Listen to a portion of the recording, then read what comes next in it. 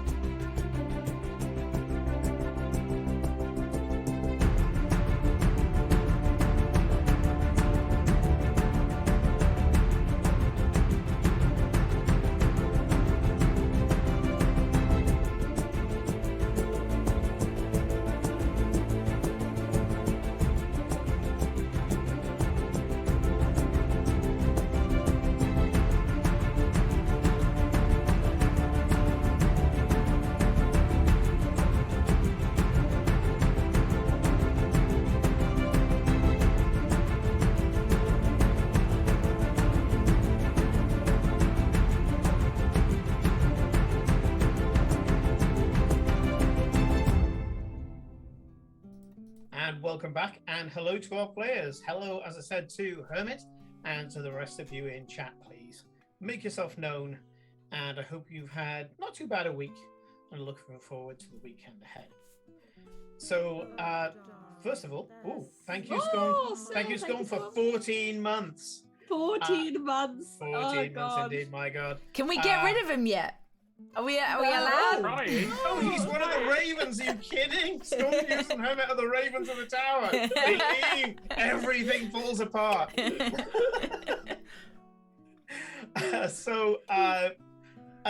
bit of a shout out because apparently we have also diversified into computer gaming. A lot of our community now are playing computer games together, which is fantastic. We played 7 Days to Die. We talked Monster Hunter. There's been some Pokemon chat. There's been, did I say Monster Hunter already? We've been doing some, I've been doing some Deep Rock Galactic, and other people have been interested. If people are interested this weekend, it's the 4th anniversary of Deep Rock Galactic. And in honor of the new board game they're bringing out on Kickstarter, which I've already backed, and also the 4th anniversary, Deep Rock Galactic are making themselves free for this weekend. So you can download it, try it. If you don't like it, get rid of it. If you want to be a hot, sweaty dwarf in the middle of an asteroid, in the middle of space, come and join us. It's mildly addictive. Hashtag not an ad. Not an ad. However, if the not Fun Pimps, it won't be the Fun Pimps, but if Ghost Ship want to actually sponsor, we'll do that. We'll do it. Yep. We're shameless. Yeah, we'll sell out. We'll absolutely sell out. We'll absolutely sell out. Yeah. Give us free shit. Give us some free shit. Yeah. Hell, I'll grow my beard to dwarf length and put things in it. Amazing audience of 6 people. Yeah. But it's quality, not quantity. Yeah, 6 of the best people. So anyway, it said you had me a sweaty dwarf. But today is not about sweaty dwarfs. It is in fact about a tiefling, a tabaxi, a halfling, and a genasi. And we recently leveled up. So we're going to go around the table and find out what shinies everybody got. So let's start clockwise from me as far as I see it. And that is Kate. So what did you get? Oh, me? Like on the screen is not that. You're that way. You're that way, which is clockwise for me. So yeah. If you want to do it screen-wise, it's Corinne. clockwise is Corinne. Because Then- you know then you totally hide had the in answer. them. You totally had. I what have you- it. What you've done. Yeah. Okay. Yes, To my not incredible, confuse the audience. interesting rogue level up, which as a rogue, Is it an extra dagger?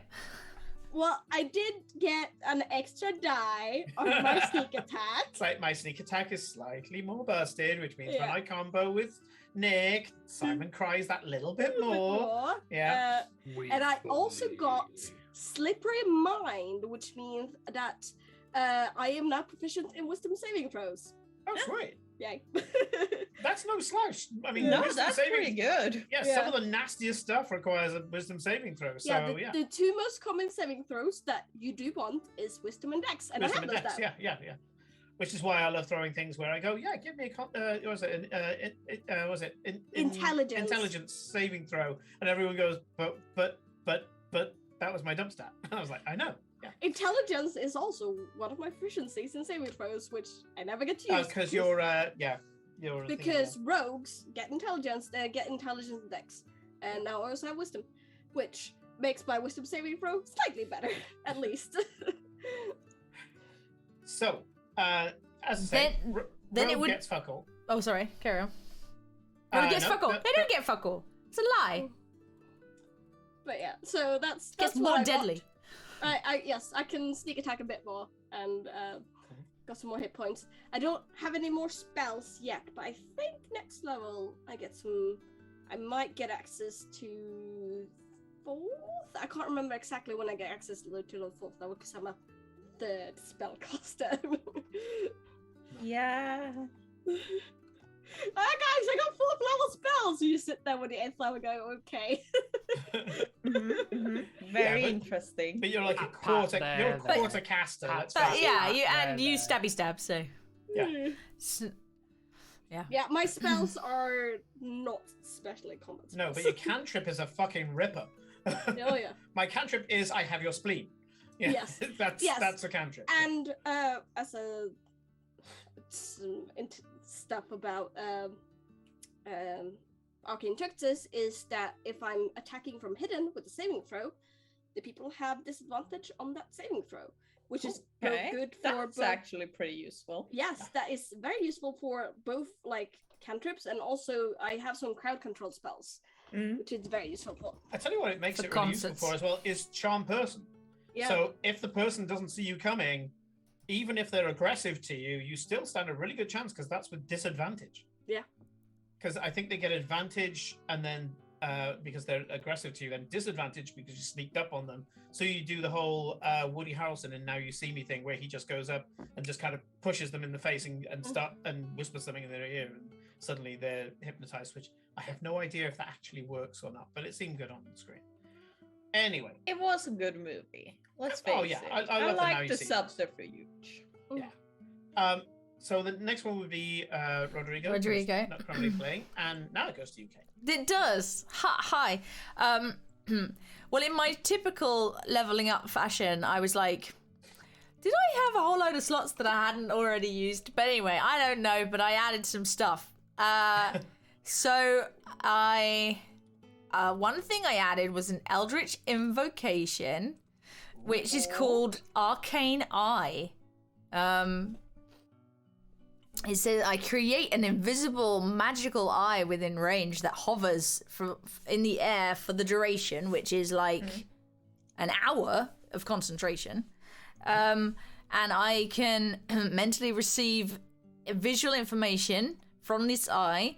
It's normal vision and dark vision up to 30 feet. The eye can look in every direction. It can be moved around. It can pass through an opening as small as like 1 inch in diameter and things. So I basically have a little eyeball that I can move around. So you got an extra drone. Yeah, I got a drone. I will say that if the eye has any visuals, you can swap those visuals for something to do with the Feywild. Yeah. Sure, yeah. Well, I mean, thinking about it, Use I the don't really CGI need this budget, because. Kate. Use it. Well, I'm just thinking, like, why did I even get this? I've got a little I've got a little fairy that can basically already do this. Anyways, Yeah, but it means that you can keep your fairy on you and send the eye away. True. Or have two things follow at the same time. I can have two things. I basically, I reckon, you know what could be fun visually is if it's a little mimic of Eowyn, so she like splits and I don't know, like another little fairy, like a ghost fairy. I don't know, rather than like an eyeball or something. Well, I like the whole Peter Pan thing. So I think instead of it Peter Pan's shadow, it's like Eowyn's shadow that just rips from her and goes off and does things. That kind of fun. Yeah, I love it. Okay. I have freedom of movement as the other thing, but that's been there for a while. What was the new stuff? I have mislead. Which is where I sort of thought this from, because this is basically an illusionary double of myself. So I can, again, it's another concentration for an hour, so I can't do them both at the same time. But essentially, yeah, I can make a double of myself that can be an illusion. And it can gesture and speak and do various things. So it's sort of a way to, keep some pressure off myself if I wanted to, which is kind of fun. Also, it just might be kind of fun to play with. And the other thing I have is my Mystic Arcanum. It's an 8th level, which is Dominate Monster I picked. So, yeah, So. And that's the most Fey spell that I can imagine, because whenever I think of Dominate Monster, I think of one of those fairies just going up and just booping the snoot on this gigantic creature, and the creature just going, and just, suddenly becoming this soppy puppy. Yeah. Well, I think with Dominate Monster, it essentially removes because I think you have like dominate human or dominate person. I have what do I have? I have hold person and hold monster, I think. So yeah, I have both of those as well. Yeah, but the thing is, dominate monster essentially removes the requirement of it being a humanoid. So essentially, you can dominate anything. Yeah, that's within true. Reason. Within reason. Yeah. As long as they don't have any legendary saves, and they fail the saving throw. Yeah. What's Sarah gonna do about it? Don't challenge him. Yeah. So I got I think that's the main. I'm just seeing if there's anything. Yeah, the Arcane Eye was a Vision's Distant Realms. So yeah, I got a few things like that soon. Okay. So Lost yet more powerful. Next is, of course, Nick. So, Nick, what has Farewell got in his toy box now? Oh lo, did Farewell choose to take another level in Cleric, and as such, can do horrible things. Yeah. Wonderful things.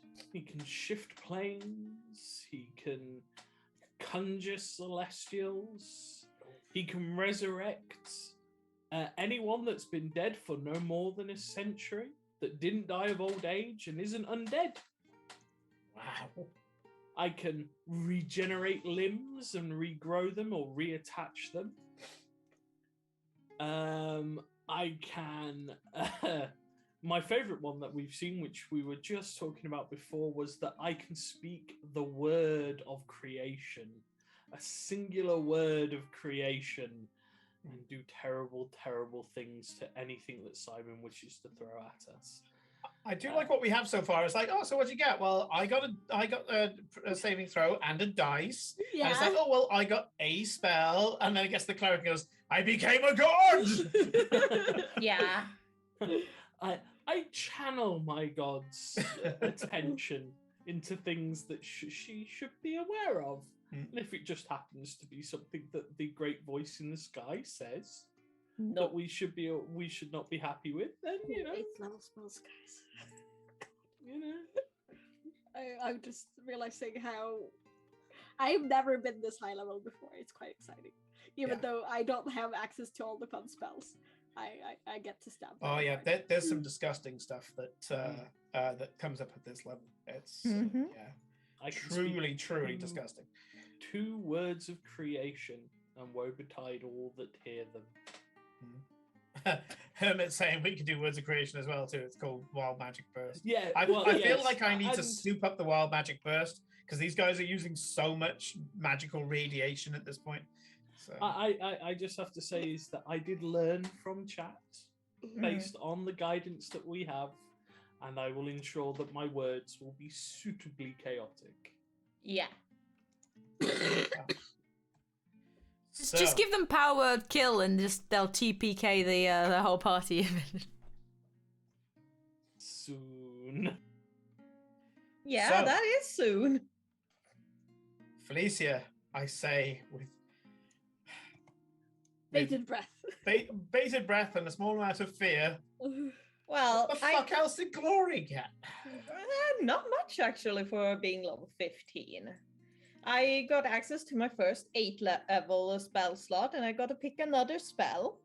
And obviously, I picked up a demi-plane because that is always a useful thing to have. Oh yeah, being able to, because you can open several demi-planes with that. You can either choose a previous demi-plane you've opened or just a fresh new one. Yep. Yeah. And it's And great this- because now it means that I can soup up my other spells to 8 level, such as Melt, which is unfortunately a dex save, but 16d6 plus 40. Jesus, I that's mean, it's- disgusting. I mean, Dex Sorry. save is probably better for higher levels than con saves. Con saves are normally very high at this level. As in, Yeah, but I've they had have Melt con- for a while. It's still a dex save. And I mean, like, Acid Ball 13d6s is also pretty good. Big Melt. Okay. I think the fun stuff is next level. Yeah, next level. I'm very afraid of next level. No, it's not next level. It's the level after that. Level 17 is when you get the 9th levels. Yeah. Oof. Yeah, Silence. it's not 9th level I was after. Oh. Those were not what I meant. Yeah, don't you get extra draconic shit at next Pretty level? sure I get extra draconic shit at 16. I mean, you got your wings a long time ago, so Oh no, the presence is 18. But I'm pretty sure I get decent stuff at 16. It'll be fine. I love Power Word Arf, by the way. Score turns everyone into dogs for 24 hours. I mean, that's a one shot in itself. It's just starts off with Scornfuse's character just going up to a bunch of noobs and going off, and then everyone has to roll on the dog breed table.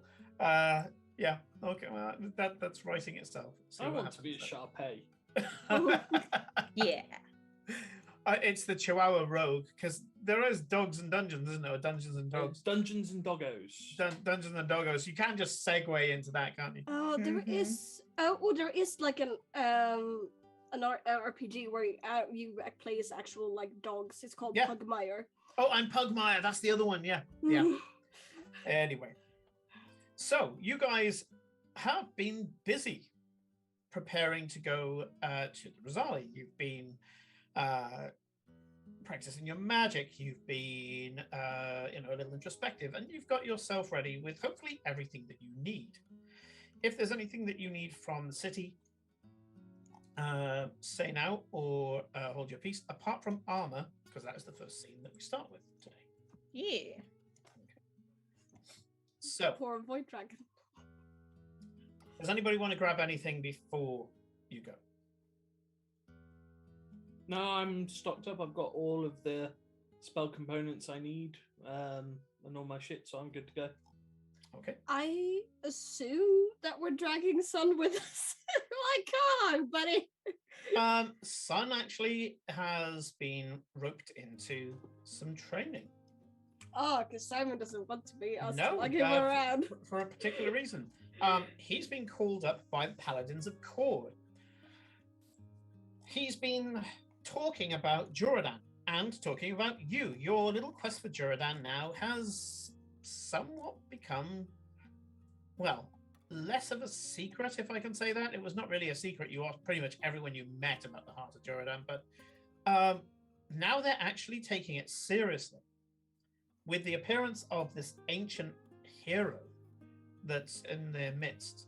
The son has actually gone off and spoken to the Duke, which probably was arranged by Renata, and other major people within the city. He has spent the day with Barrelbogs, Captain Barrelbogs, going around the city, kind of getting the tactical layout of all the different lanes and streets, the open spaces, which buildings are the best to kind of hunker down in if you need to rest mid siege. All of the extraction points for various getting people out of the city. And some of the access points that are closer to the middle of the city are actually arcane ones. They're places where the people can be teleported out by some of the mages of the city, who now are paid to keep their spell slots back. So they are paid to not use their top level spell slots, so that when it comes to the time, they can teleport large groups of people who congregate in these areas out of the city to safety, leaving only the combatants, the soldiers, all the rest of it in place. Extra ships have also docked in the city. A lot of the merchants go in, drop everything off, and get the fuck out of there. Word has started to travel that Ostergald is being turned into one great big bear trap for a god. They are not entirely sure on the whole god part, but something big that could break the city is enough to make the merchants not stick around. Those who are sticking around, though, are the Forsaken and the Shacklemen. The Nation of the Seven Sails has a heavy presence in the city.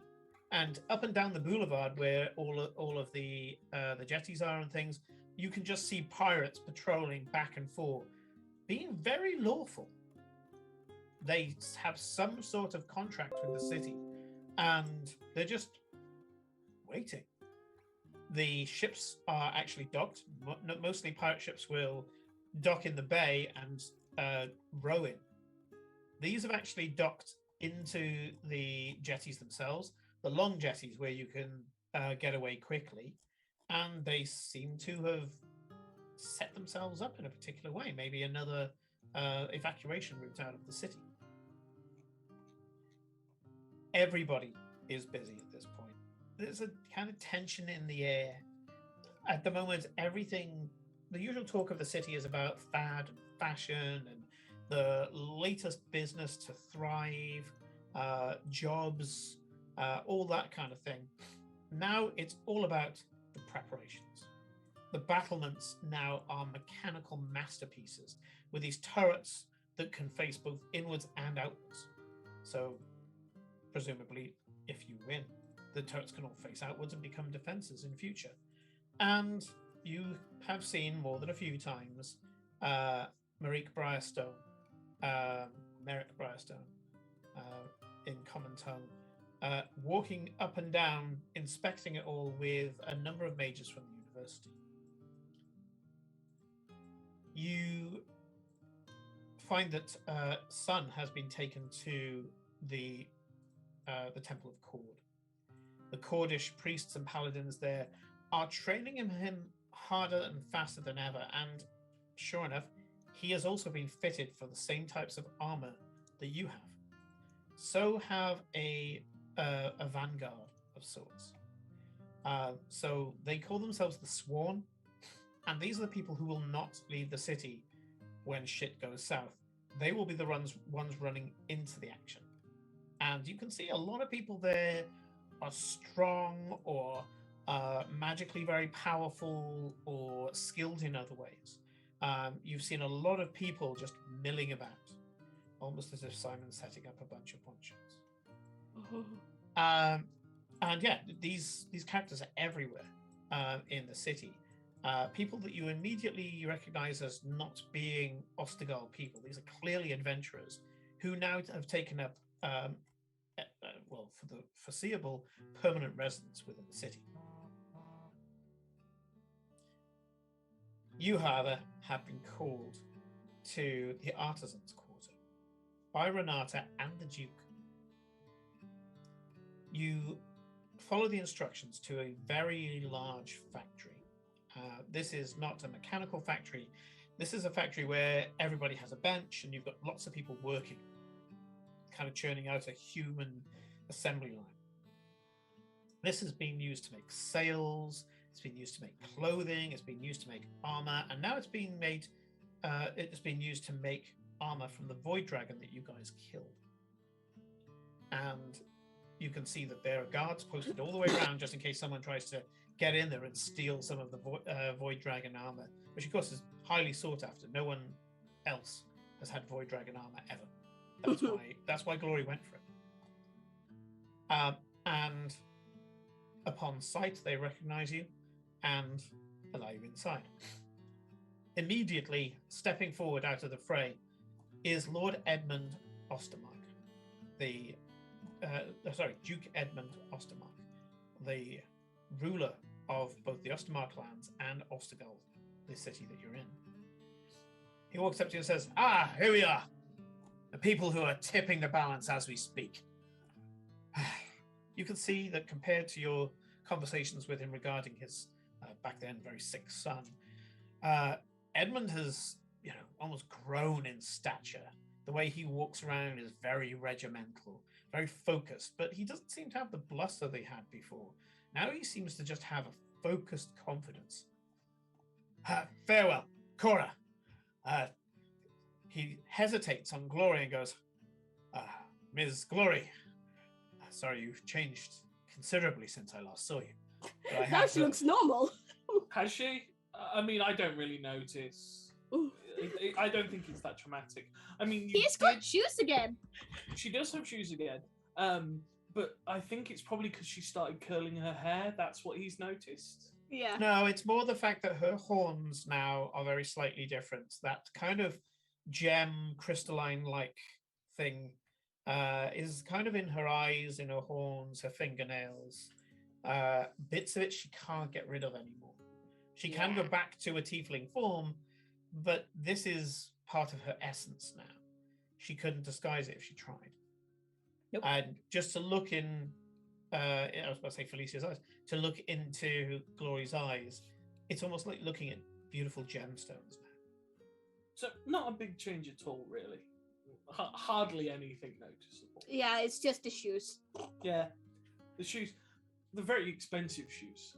Yeah, she was very upset when You have a feeling that she would be able to wear shoes. Yeah, you have a feeling that Duke Edmund has been told that, Glory turns into a fucking huge dragon now. So, well, I say huge dragon, little dragon, little medium dragon. Little medium dragon, yeah. So it's the same size as us. So it's a very small dragon. Baby dragon. Baby dragon. She's the top end of medium, but yeah, she's still medium. This is a baby dragon. And he turns and says, she is literally a baby dragon because dragons get old. And he very pointedly says, and Eclipse of the Moon.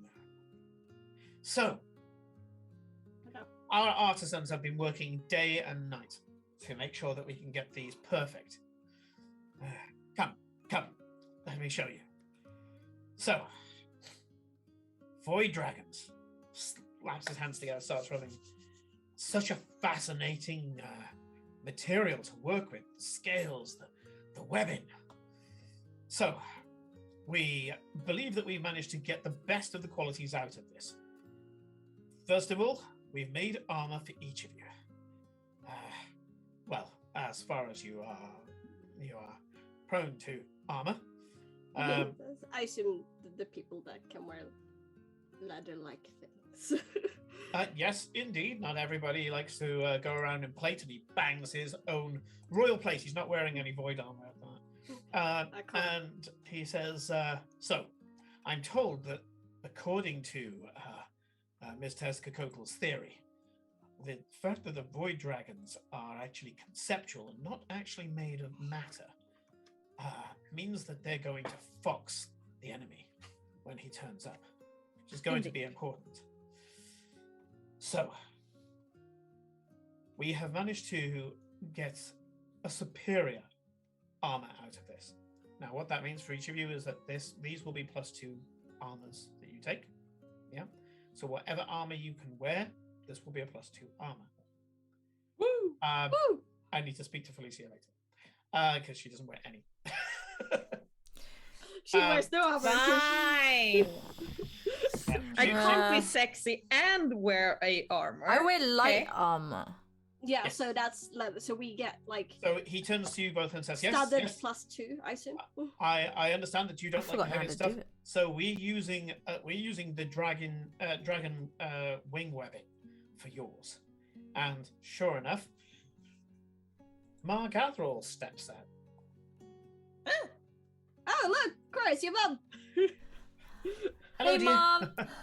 Mom. So yes, and she kind of draws herself up and kind of says, "So yes, for you two, we've managed to put together, based on your measurements, some armor that will allow you to move, especially important for you, Eclipse, but will also give a certain amount of resistance. Now, because it's soft, it's not going to do a great deal against if you get crushed or anything like that. But this stuff here, well, put it this way, we had to use diamonds to cut it. And a lot of them. So, should be pretty good." She whisks back it's not so much a curtain to reveal, but it's just a curtain because this is a large open plan area and she just wanted a bit of privacy to herself as she was working. And sure enough, there seems to be a halfling's kind of like a bald leather jerkin and trews, and then kind of like a Robin Hood hood, so it goes around the shoulders, and then there's a hood that you can bring up as well. And beautifully, as you look at it, there's this kind of shimmer, and when you're looking at it for long enough, you start to see little twinkles of lights like the night sky behind it all. She goes, "So I was told that the wings, when you looked at them, you could see like the night sky and like you were seeing forever. There's not so much of that with this, but it has got some effect. So we're able to enchant this using sympathetic magic. I've already done something for it, but there's the arcanists here have been able to take it one step further. However, we haven't finished yet, and you've got one of two options that you can go for. So the first is that you can choose to become, what was that word again? Intangible. You can become intangible for a short while. This will allow you to get out of any clutches or anything like that. It allows you to just generally get out of trouble. It can allow you to run through a door like it wasn't there, or a wall, or it'll allow you for one round to just not be damaged because everything will go through you. So that's the one thing you could do. Seems pretty useful to me. So that is greater intangibility. You get the option for. Greater intangibility, as I say, allows you to immediately escape grappled or was it immobilized. It allows you to not take damage for an entire round until the beginning of your next round. You can trigger it as a reaction. So that's quite useful as well. And you can use it thematically to get through a door or whatever. However, it's once a day. So you need a long rest for it to regenerate. That's the one option with webbing armor. And she goes, the other option is kind of interesting. It allows you to, it allows you to absorb a single piece of arcane energy. So if something hits you, big spell like, you'll be able to stand a chance of absorbing it. Isn't that strange? And in game terms, it means that one spell that hits you, you can absorb into the cloak. However, it is a D2 chance, so it's flip of the coin as to whether or not it will take it or not. Like that. And As again, in, so when you say absorb, as in just nullify it, or take it and be So able it's- to push it back? So if somebody hits you with Finger of Death and does hit you, you can basically flip a coin, and if you get it, and it'll be a D2 that'll set up on the Nightbot, and if you get it, the spell gets sucked into space. So it's an extra chance, essentially, of saving against it. It's a second chance to not be killed by a giant spell. Right. I mean, that sounds interesting to me. That sounds very interesting. In game terms, if you take the spell absorption, a small cape is added to the back of the thing. You pull up the cape, and there's a chance that it will go straight through into the astral realm, because the spell will charge the wings of the Void Dragon and open a momentary portal, and it will just whiff off into the plane of the gods. I see. But it's only a 50-50 chance, and you can only do it once per long rest again. Right, yeah. But and the other thing was what? You can sort of You can become intangible, which means that you can't be touched. However, that doesn't. That only counts for physical attacks. So force, bludgeoning, slashing, all that lot. Fire will still get you. Yeah. Lightning will still get you. Thunder, I'll go won't. Necrotic will still get you. Curses will still get you. Charms and things like that will still get you. yeah. I mean, like, I'm up for going for the unusual thing, because, like, you know, why not? Yeah, as much as I like the intangibility, I always love a good gamble. Yeah. Yeah. I'm up for a good gamble. D2 gamble. I'm always up for a good D2 gamble. Leave it in the dice's hands. Yeah. Okay, so which one would you like to take? So, Kate, are you taking the spell absorption? Yeah, I'll do that. So give yourself +2 armor of your choice, and note down that you have a D2 chance per long rest of absorbing a spell completely, regardless of what it is. And that happens after it hits. So you don't have to worry about Farewell will ask if his armor could do this, and he hits his like little token, and it all like Iron Man rolls back up into like a chest plate that pops off. One of the artificers looks at you and says, "I'm sure that we can fit that in somewhere."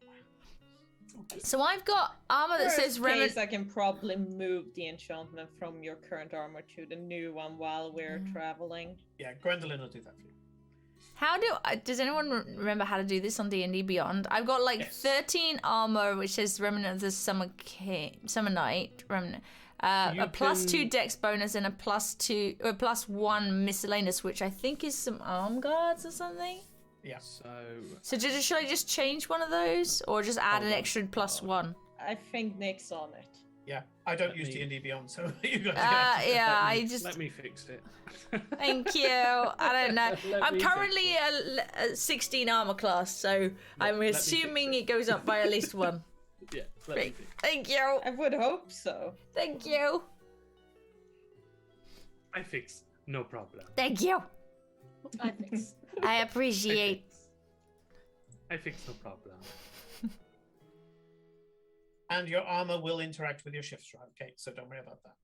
Okay, cool. Right. So I'm basically just, I've got the bonus, but nothing much. Like, well, we're added a little cape, but I feel like I'd probably have a little cape.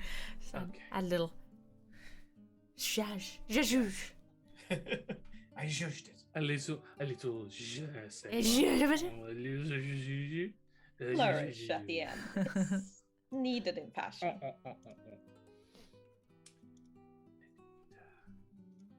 Please carry on whilst I work. Okay, Corinne, which one are you taking?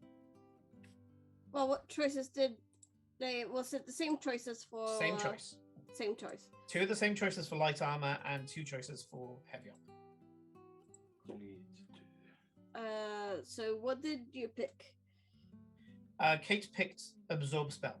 Okay. So did farewell. How is listening going, Corinne? No, I was listening, but I thought it would be different ones. I will pick the other one then. Whatever It was the intangibility. Intangibility. Yep. Yeah. Okay. So once per long rest, you can, as a reaction, invoke intangibility. This will allow resistance to any physical attacks. That's force, thunder, because thunder is explosive, basically. Bludgeoning, slashing, piercing, any form of crushing or anything like that. It will allow you to go through a wall or a door in 6 seconds. It will allow you to immediately release yourself from grappled or immobilized in any physical way. Yeah. It will also allow you to do things like jump out of Otterluke's sphere, because that is a force-based spell. Yeah. What it won't do is disrupt energy. So necrotic, radiant, charm spells, fire, all of that lot will still get you. Mm. Okay. You'll still feel temperature. So, yeah. Right. I'm afraid it's slightly different with the heavy armor, Farewell. And they pull back, and this beautiful kind of scale mail, but you can choose for it to be full plate or whatever if you want. But it looks like scale mail because it's dragon. Yeah. Dragon plate. Yeah. And again, it looks beautiful. With the this is kind of like a blue opalescent scale, and all the scales are kind of see-through in a sense, in that they look transparent. You can't see to what's underneath, but they do seem just kind of not quite there.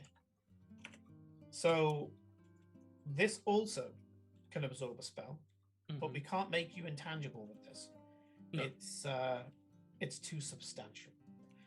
What we can do with this is a thing called a stasis lock. Ooh. And Renata steps forward and says, something of my addition. If you have a stasis lock, if you decide for us to enchant that, you can walk up to any one creature and lock onto it by physically touching it. At that point, both you and it will not be able to move. You won't be able to act, and neither will they. And this happens for, well, 1d4 rounds. Ooh. Because so like you're the time stop spell? Effectively, it will allow you to temporarily grapple something. Ooh, big risks, big rewards. You know how I enjoy that. There is one downside, though, and that is neither you nor it can be damaged during that time, because time will have stopped. Oh, but I can... yeah, I'm going to go for the time stop. I'm going for the time stop. That's good. It could potentially allow people to set things up, heal themselves, although you're the healer. Yeah. Yeah, go on. I'm going for the time stop. That sounds like fun. I fixed your armor, Kate. You are now showing 17 AC. Okay. Thank so Nick, you. yeah, you've got a +2. And as I say, they turn around and say, well, we've got a lovely costume for you that we believe that, this is to Glory, we've got a lovely costume for you. We believe that it will have the same obfuscation to the architect, but we believe that your nature will do that now. So it seems a little redundant. Unfortunately, the types of things you like to wear, we can't increase the defensive properties of it. There's just not enough of it. You don't really wear enough on your body. I really don't, but that's fine. He's calling out, Dory. I guess you're just going to have to rely on, and one of the architects says, your new nature, and Renata winks at you. For the first time ever, winks at you. Of course I will. And besides, worst case, I got scales. So, and as she says that, like, more scales just flash off. Start to ripple over your skin. Yeah. Okay. Well, we're going to carry on simple half plates designs for the Sworn. We believe we've got enough to be able to do near 200 of them. Thank you. Thank you again for all of this. We thought that we would sort you out. And don't you worry, Mr. Sun has got a few ideas for what he wants his armor to do. He's asked if he can have the heaviest plate possible made out of this stuff. He's even given it a name, and you can see in a corner there's a roped off section, and there's a little sign that says barricade.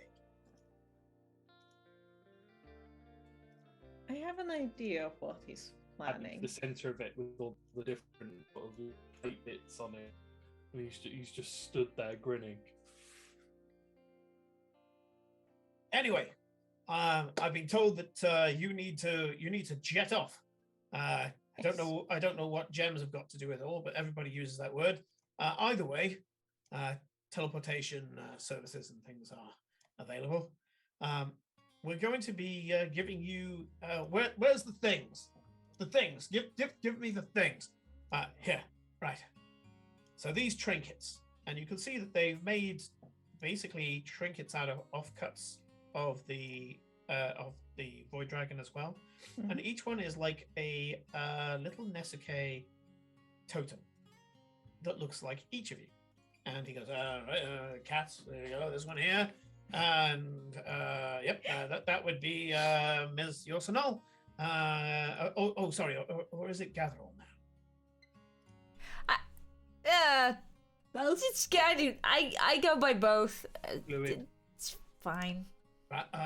Mr. Barebones, and Thank you. yes, we'll keep the one for the commander, and we'll give it to him. And there you go, Miss Teskakokl. So these are one-shot trinkets, so I've been told. It allows us to teleport you to us as long as you stay in this plane of existence. Now it means that you can range off getting the other resources, because after the Void Dragon, why wouldn't we get you to go off and get as much as you can? But it means that when it starts happening, we will pull you here. You will, of course, appear in the Green Mansion, where you'll be able to access any resources there that you'll need for the siege. So, anything else? Don't think so. Very well. We got All that's left now is, I believe you had something, Renata, and she steps forward. Thank you, Ed. May I borrow you, Glory, for a second? Of course. She takes you to one Get side. changed. And Glory goes off with Renata, just like first pushing Eclipse and then to the dressing rooms. Oh, okay. Oh, Hermit, well done. Is that permanently in here now? Yep. Yeah. Sweet. I didn't realize that Hermit had the ability to tell Nightbot how to do things. Cool. So, Renata takes you to one side and says, okay, the breath weapon of the dragon. Yes. I've studied the skull. I was able to get the resonance off it, magical resonance. I believe that we might be able to write a spell together. I see what you're thinking. That would be quite useful. At the moment, we've got a working title, Void Negation, but I want to see if I can do another. I want to make a form of abstract fire. Mm-hmm. I want it to be so that if it hits hard enough, that it can sap magical energy out of something. Yeah. It should work considering the nature of the void.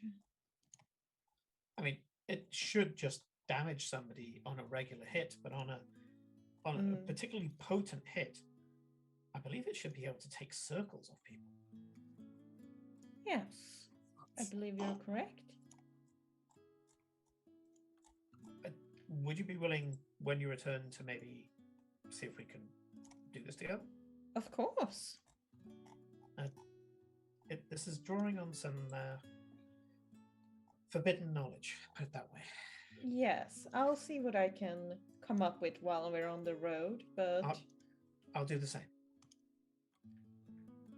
And with that, almost like a conspiring naughty schoolgirl, Renata steps back with a kind of impish grin on her face, then kind of straightens herself up into this, this beautiful, proper lady of breeding, and then walks off. now let's see if they manage to get changed. Okay. You step Yeah, out. Paul Farewell is going to really struggle because, like, he's He's not had to put on full plate in a long time. in or a even long half time, plate. so he's sort of like, you hear a lot of crashing as he realizes that actually he needs two people to do this. And this is like, I'm gonna say that motherfuck. I'm gonna say that Gwendolyn's been hired for this as well, and so she walks up and goes, "Oh, for God's sake!" Picks up the breastplate, throws it at you, and immediately it just goes over your body. Well, why didn't you say that could do that? Well, it can't. I did it. She says, "For us, it's a cantrip, okay?" And Okay. she, sure enough, she starts throwing bits of armor at you, and it just Don't latches think I you like this. magnetically. I don't like. No, don't like. Ooh. She Bit takes tight out under the armpits. a small token with a dwarven rune on there. She says, "Stay still or hold him, boys." And a pair of armorers gets you. I'm not a toddler. I can stand still. She puts this coin with this dwarven rune on your back. Starts whispering a small prayer to Moradin into her hammer, and then a prayer to Ioun. And the hammer, not that you can see it because this is behind you, but the others can see as the hammer gets hotter and hotter and hotter. It doesn't set on I'm doing fire. that cat thing where I'm like, "What's going on behind me?" Yeah, there's a smell of like burnt element, like the smell of an iron when it's hot. God. Yeah, Yeah. behind you, and suddenly there's just this whack, and this arcane force ripples through you. And she goes, "It'll do the same as the old armor," and takes your old armor and says, "This I'm going to repurpose," and walks off with it. I kind of like that. It was made of mithril and it was light. I was going to use that. This stuff is not light. No, I'm all heavy and loud. Look how much noise I make. And I start like walking around. And Clunkety. Yeah. You've lost your stealth boost now. Yeah, I'm just like but it's good stuff, and this covers. I know my AC's 22. Yeah. It's now got a gorget, which means it covers my throat. I have full gauntlets, which cover my hands. I've got armor underneath my armpits. You know, all the major organs are all covered. I've got 22 AC, and like, I look very pretty, but I'm now very slow and heavy and loud. Yep. Yeah. Well, looks like you're all ready. Glory, I can't get this on. Oh, let me help you. It has so many strings. Why does it have so many strings? Well, it wouldn't be so bad if you didn't spend 5 minutes every time playing with the strings. It's form-fitting, dear. It's so you can move better. See, it hugs at the hips as well. Strings. You do know that the Tabaxi make a concerted effort not to include strings in their clothing. Or tassels. That's why everything in the rook is buttons or poppers. Yes. Yeah. It's called a buckles. corset, dear. Get used to it. And Glory just pulls. Anyway, so you have your armor. You all have +2 armor. Base that was the gamble that I put up with Felicia when I throw a fucking void dragon at you. Decisions were made. I regret them. So we yeah, haven't gotten I a new don't. magical item for a long time, so you haven't needed them. it's no So matter. you are ready with Needing a and wanting it, two different things. teleportation circle to the Rosali village, let's call it. Yeah. And you have a letter of mark from, a letter of introduction from Renata. You can teleport pretty much from wherever you want. Glory can pretty much take you. You don't need to go to the university. No. Or you can go and teleport from the university for free. Yeah. Okay. So I assume you go into the uni? Why Pretty not? much. It's Yep. one less spell slot. The haggard-looking mages of the University of Ostergeld, Imperial University of Ostergeld, watch as you enter, and you've been bumming lifts off them for so long now. No one bats an eyelid. They're like, they're kind of like, oh yeah, those are the guys there. But other than that, they don't really bat an eyelid at you coming in and using their shit. One of the clerks just goes, hello. Right, yes, Ms. Tezcacotl, if you could please help us with the intersections. And he starts. Have we made magic like mundane for them? Have we ruined the mystique and aura of their profession? Well, not for the university, because the university is a magical university. I'm thinking They do this all the time anyways. It's more the fact that we have become, stamkunder. What's the English word? Regulars. Regulars. Yeah, you're the regulars. Yeah, and that's the thing is that previously you were remarkable just for having a genasi amongst you. You were remarkable. Now, they see the Fey Knights, the half-dragon tiefling, the genasi from whose race comes from another plane of existence, and for good measure a cat, and they just you're normal. You're part of the city. You're part of the pride of Ostergeld. Actually, you step into the chamber, and they don't even activate the chamber for you. They just kind of gesture towards Glory. Glory, you can feel the ley lines kind of all the magical energy beneath you. You can pretty much just control it from here anyway. And I'll take us directly to, the entrance to the village to be polite, Well, you do get told that there are 2 teleportation circles near there. You've only got the intersections for one, and it's the one that appears in the village. Okay, yeah, then that's the one we got. Remember, everybody, dynamic poses. We are going into public, so we need to make sure that we are suitably heroic when we arrive. Come on, this is not our first rodeo. We are professionals, and we fucking look like it. And the last minute, one of you sneezes, and when you turn up, you're like, so we yeah, all land on top of each other. Like, Yeah. So Felicia, you can feel the Glory can feel the arcane forces. You just reach out and just with a gesture of your hand, you just pull the force into the teleportation circle. And for you guys, you're old hands at this now. There's a jerking sensation in the middle of your stomach, and the world disappears in a flash of light. You are in a different location. Where all the other teleportation circles have teleported into a folly, kind of like a containment place. This is literally the town square. You just teleport into the middle of the town square. And a number of things hit you all at once.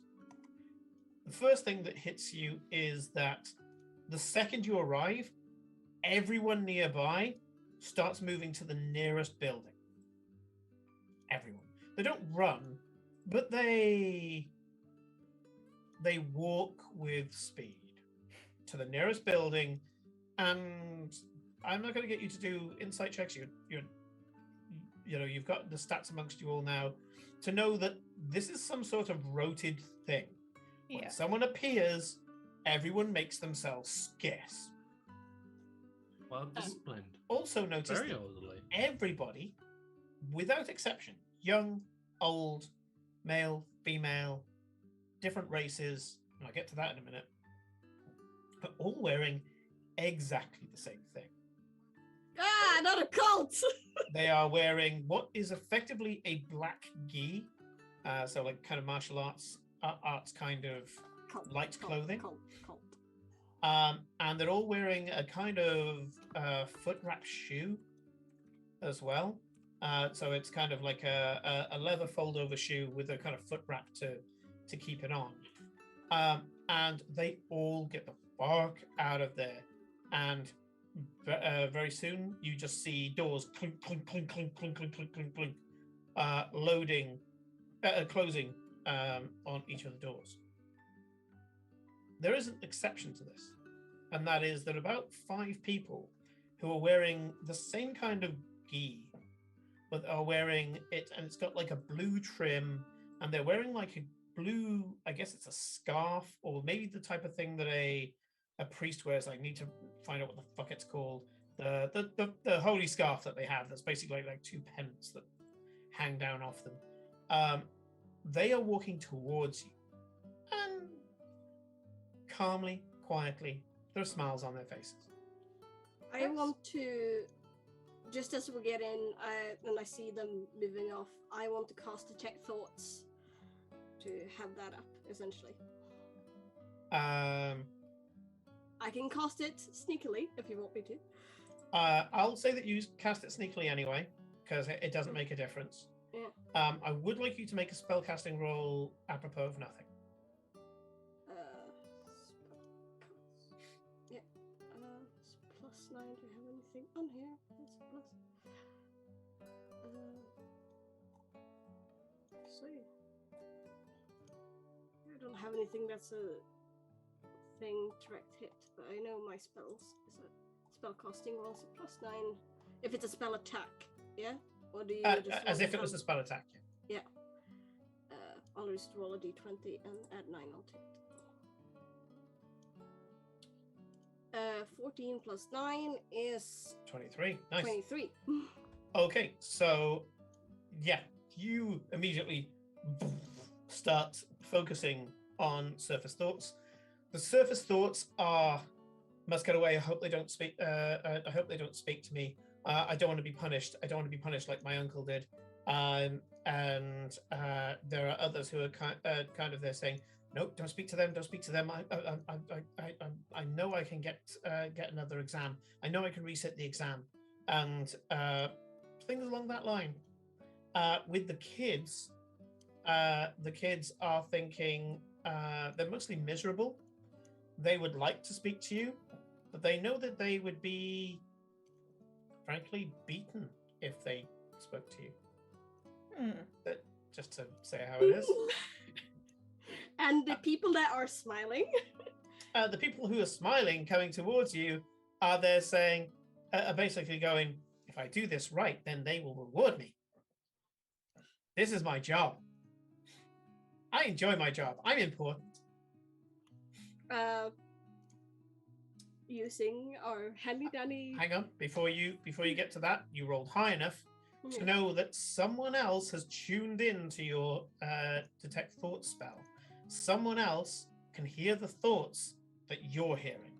They can't hear your thoughts, but they're hearing the thoughts that you can hear. Can I focus on this presence? You know it's there. You're aware of it, but you don't know where it is. You know what to do, Hermit. Of course. Let the chaos commence. Oh no. This is the You one. need to raise the cost of this thing, Simon. This is the one time when wild magic might be dangerous. Let 64. it go. And a d6, please. Yeah, 5. 5. Right. Oh, let's see what we get.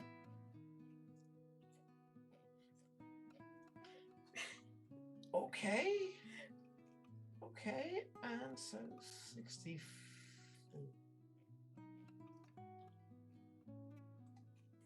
Immediately Okay. squander any chance of doing this peacefully. Okay, nice.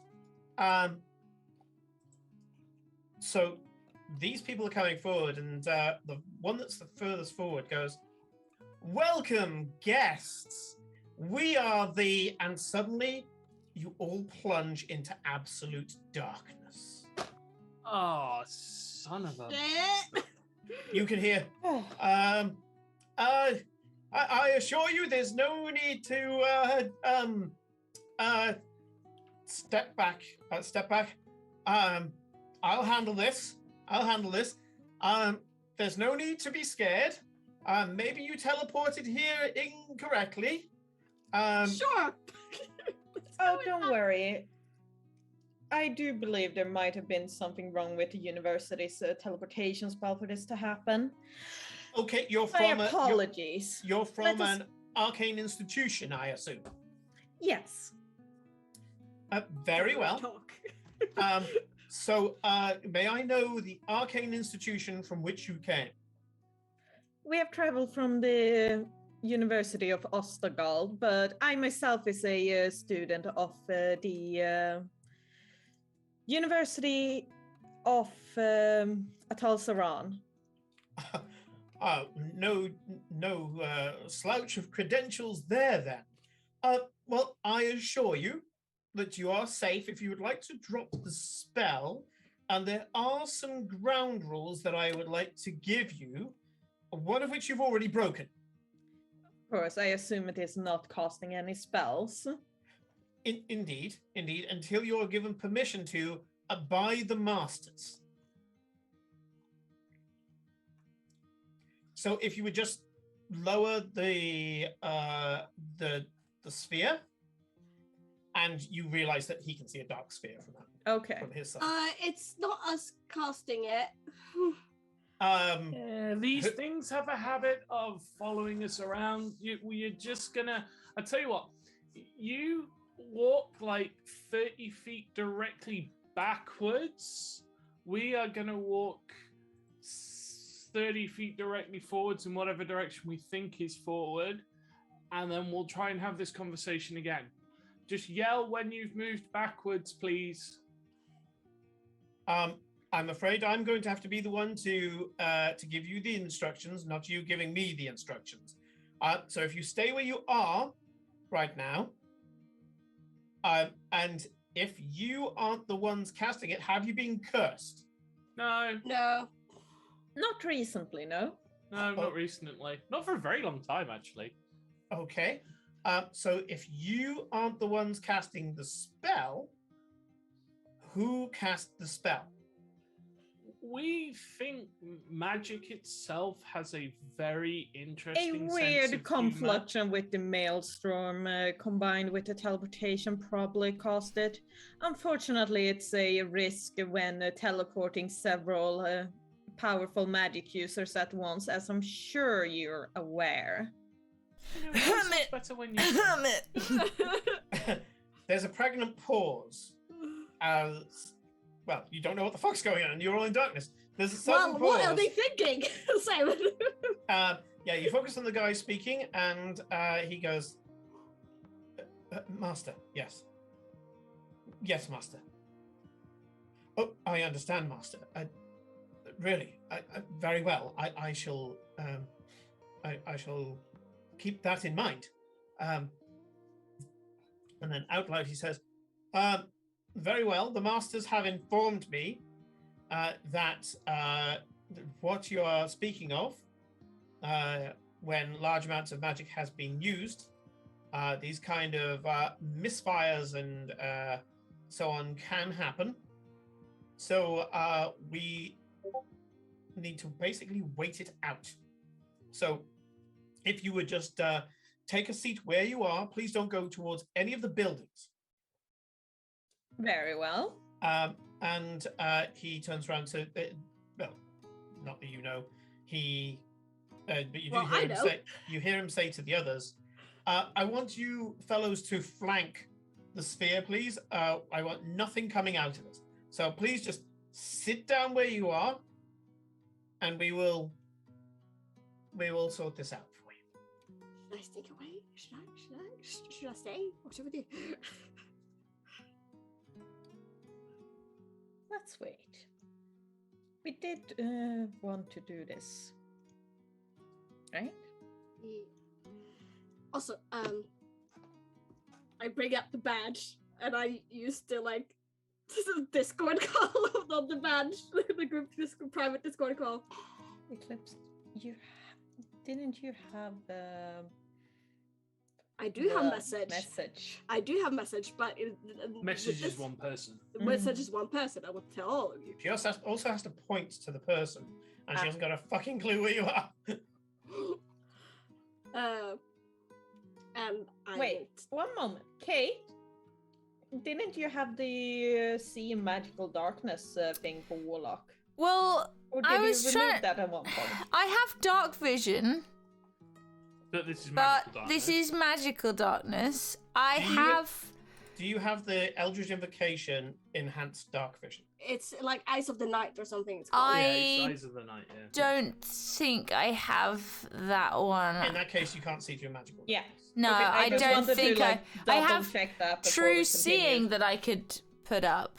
Yeah, But the whole point is they're just they're telling us not to do magic. So to do So it's magic, safe. and also Eclipse is still doing magic too. So I don't. Yeah, I mean, I have Wall of Light is one of the. I don't think I mentioned that earlier. That's another thing that I took. Yeah, no, that won't do anything. Well, and I have no intention of casting a spell right now to do it. So I can send Eowyn out of the dark sphere thing if she's sort of She's still. invisible. Yeah, she's invisible. So So she's going to be my eyes a little bit of trying to find the edge of this darkness if it's there, and see what's going on and stuff, and relay anything like that to me. So I'll get her to do that. Okay. A few minutes later, the darkness floods back into Eclipse. If Eclipse had walked off in any direction trying to sneak, a 30-foot dome of darkness would have moved with her. Yeah. Well, Probably for the best. by the way, with the with the little conference call thing, I would tell them what I heard with the thoughts and the fact there was someone listening in on their thoughts as I used to detect thoughts, which was concerning. I'm not entirely. These guys are grunts. Well, the part of someone, and the fact that they are, yes, we're in some sort of like oppressive cult-like place, which we pretty much knew already. But Yeah. Sounds like the Rosali, all right. sounds like that's the Saran.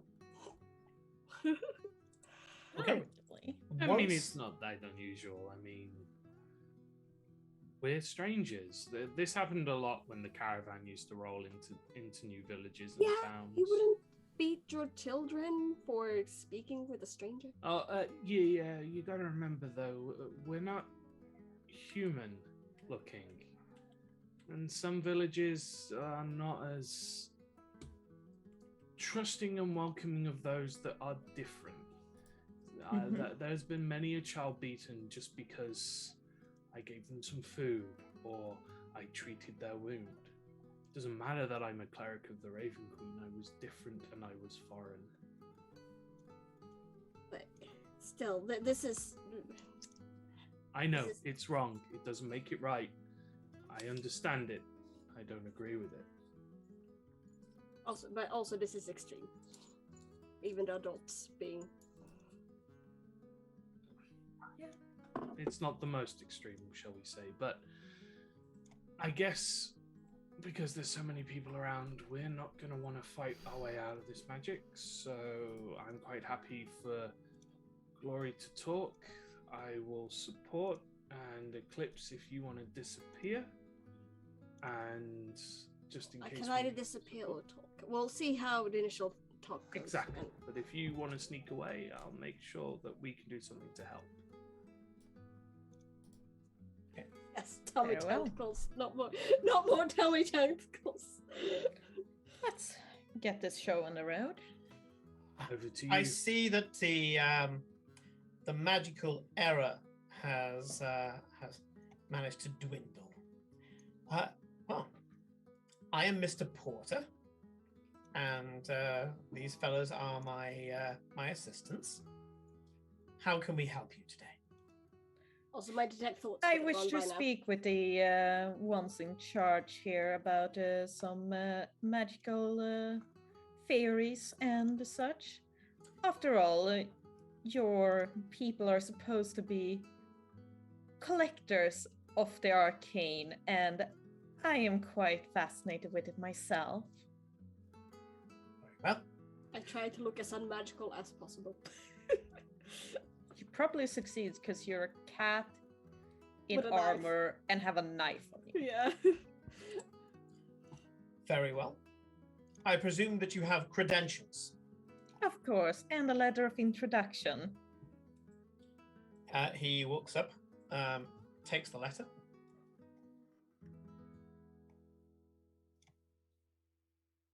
After reading it, kind of looks up thoughtfully.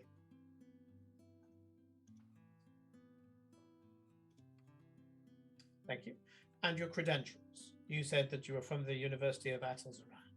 Yes. And I will say you have probably got letters of introduction from your family. You've probably got whatever kind of credentials you need from your university and your background. Yeah, basically it's your background. Yeah, so, diploma. I was like, oh, it's my diploma. yeah, you guys watch as Glory pulls out letters, letters and accreditations, and sure enough, he looks at it and passes his hand over it. And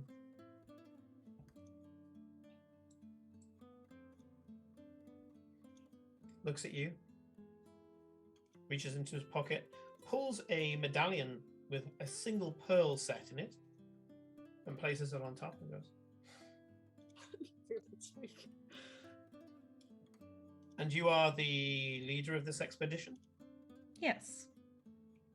Sure. Rolls up your accreditation, gives it back to you. Thank you. And I stuff it in the bag of holding. All seems to be in order. The masters aren't quite ready for you, being that you have not got an appointment. They are willing, however, and I hope you understand what an honor this is.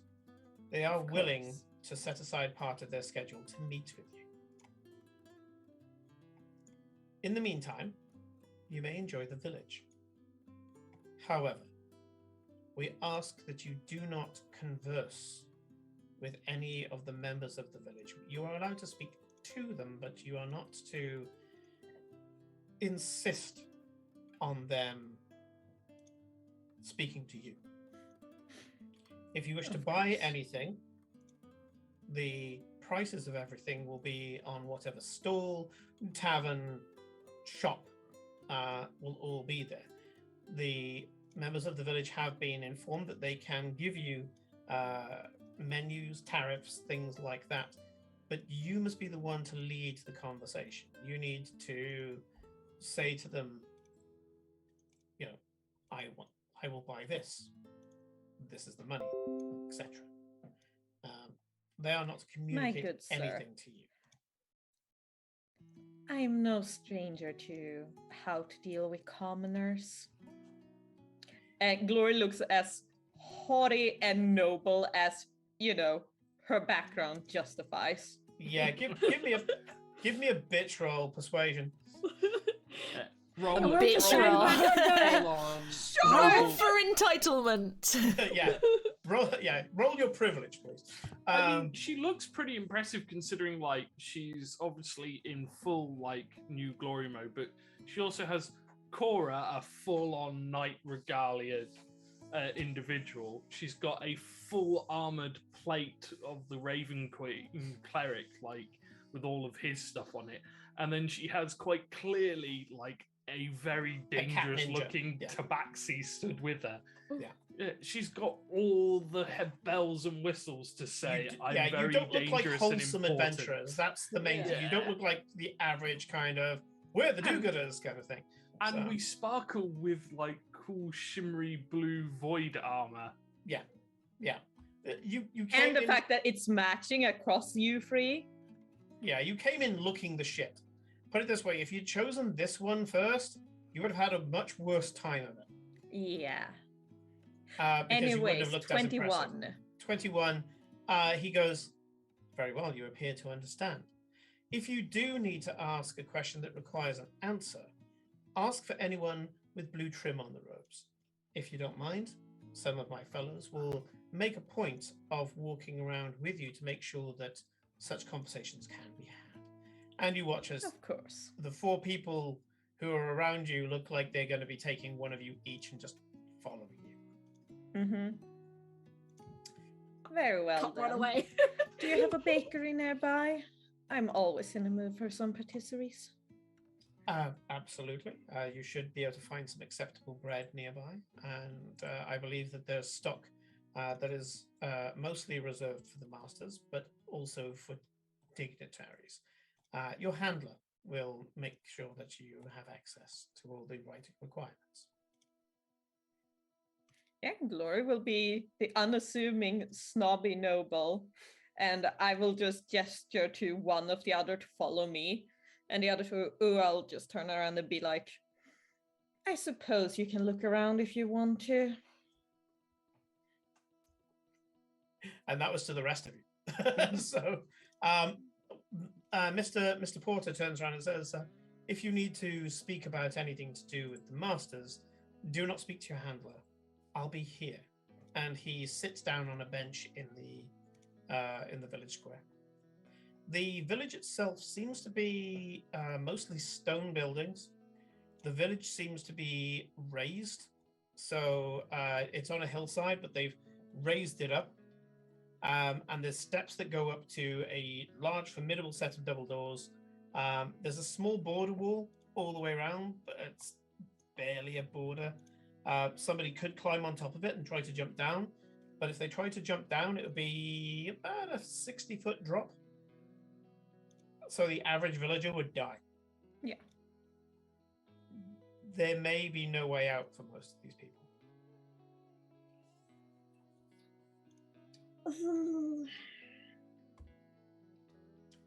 Anyway, please, enjoy the village.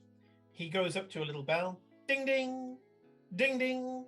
And with that, people spill out of the buildings once more. They don't look at you. They mostly get on with their tasks. They pick up their burdens. Some of them are sweeping. Some of them are picking up kind of thatch and taking it elsewhere. Some others pick up kind of carts and things and start moving them around. And it starts for all the world to look like a busy village again, where everybody wears the same clothing and apparently responds to things in a militaristic fashion. Well trained. I applaud you. Well, it's how you make a productive society. Indeed. One thing you all notice is that the entire village is one of the most diverse villages you've ever seen. There is, in fact, another genocide here, an air genocide. She has crystals instead of hair. She's got kind of crystals that jut out kind of at a 45-degree angle backwards from her head. Quite striking, beautiful young woman. And you can see she comes out of the building, picks up a broom and starts sweeping the floors. The streets are very clean. Very, very clean. As in, no dust, no stones, no dirt, no horse shit from a nearby beast of burden. You can see some beasts of burden. But yeah, everything's just a little too neat. All of the windows have been cleaned. There's no markings or smears on any of them all. They all shine. And if you walk around long enough, you will see that there are window cleaners just going around cleaning all the windows, not even stopping to ask for any money. Urge to free village intensifying.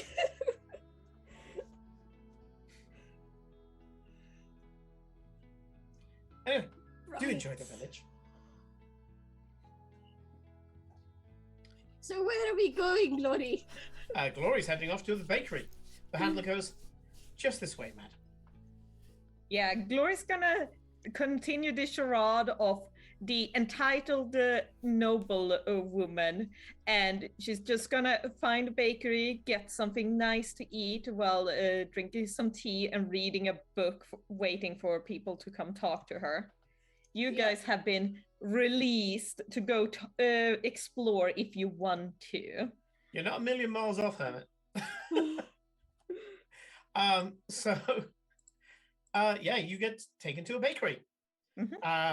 The bakery has a pair of double doors, like barn doors, and you can see that there is a rope system, like a one-way system where you go in and come out the other way. Nobody's using it at the moment, though. There are no customers. In the middle of the rope system, there seems to be a walkway that just goes right up to a bench, a counter, that the rope system doesn't take you past. And he says, this one. And you walk down there. You have a feeling this is like the VIP counter, maybe? And the porter slams his hand down on the desk and says, good fare. And the bakers start dashing about the place, putting various pastries and things like that into baskets and placing them on the table. And he says, please, a silver delicacy. Just take what you want and leave your change in the pot there. And there is just a tiny little pot that doesn't look like it's been used much. Probably hasn't. Gloria will use it. We've said it before. Casting magic burns a lot of calories, so I can indulge in delicate. Absolutely. Yeah, it's like I've just done several thousand miles in 6 seconds, so I'm okay for a snack. Sure, and they're okay. I mean, there's clearly they have delicacies brought here. There's cinnamon, and there's various kind of preserves and jams and different flavored sugars, and that looks beautiful. If you thought that any member of the public could buy one of these, you'd think this is a really nice place to live. Shame they can't. Shame they can't. Yeah, Okay. you're pretty sure the Borg outside don't get to buy any of these. Borg, by the way, for anyone who's that reference would have been lost on me a few weeks ago. It's a reference to Star Trek. Yes. Most other people knew that reference. Is very futile. Yeah. Your technological and cultural distinctiveness shall be added to the collective. Yes, I assume that Eclipse have been saddled with a handler and she can't sneak off. Yeah, each of you has a handler walking behind you, smiling. Every time you look back, big smiles. Genuine smiles as well. But this gives you an opportunity to like go around and look for, as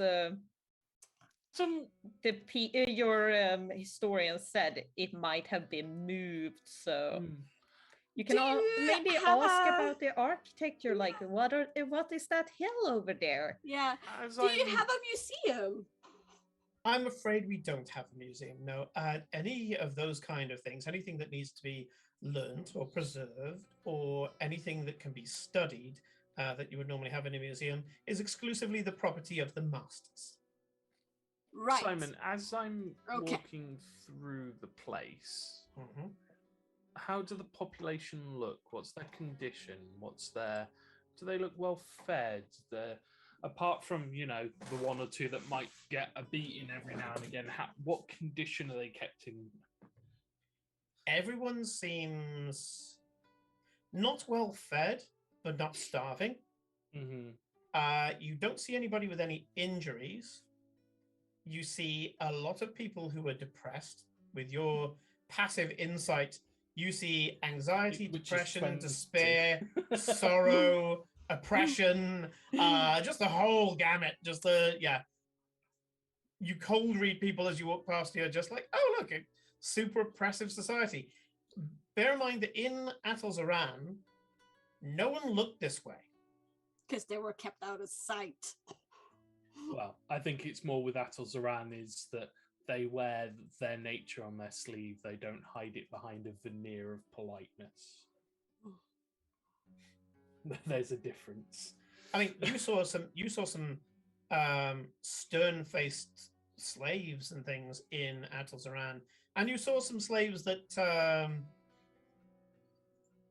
that were too jolly to be slaves in Atlas-Aran. It was one of the things that really kind of spooked you about Atlas-Aran. But here, Super everyone looks oppressed.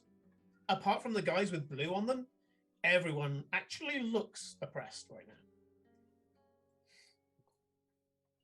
Oh dear. Oh dear, I don't like this. I'm sorry, I didn't get your name. I turned to the handler. What's your name? Handler. Great.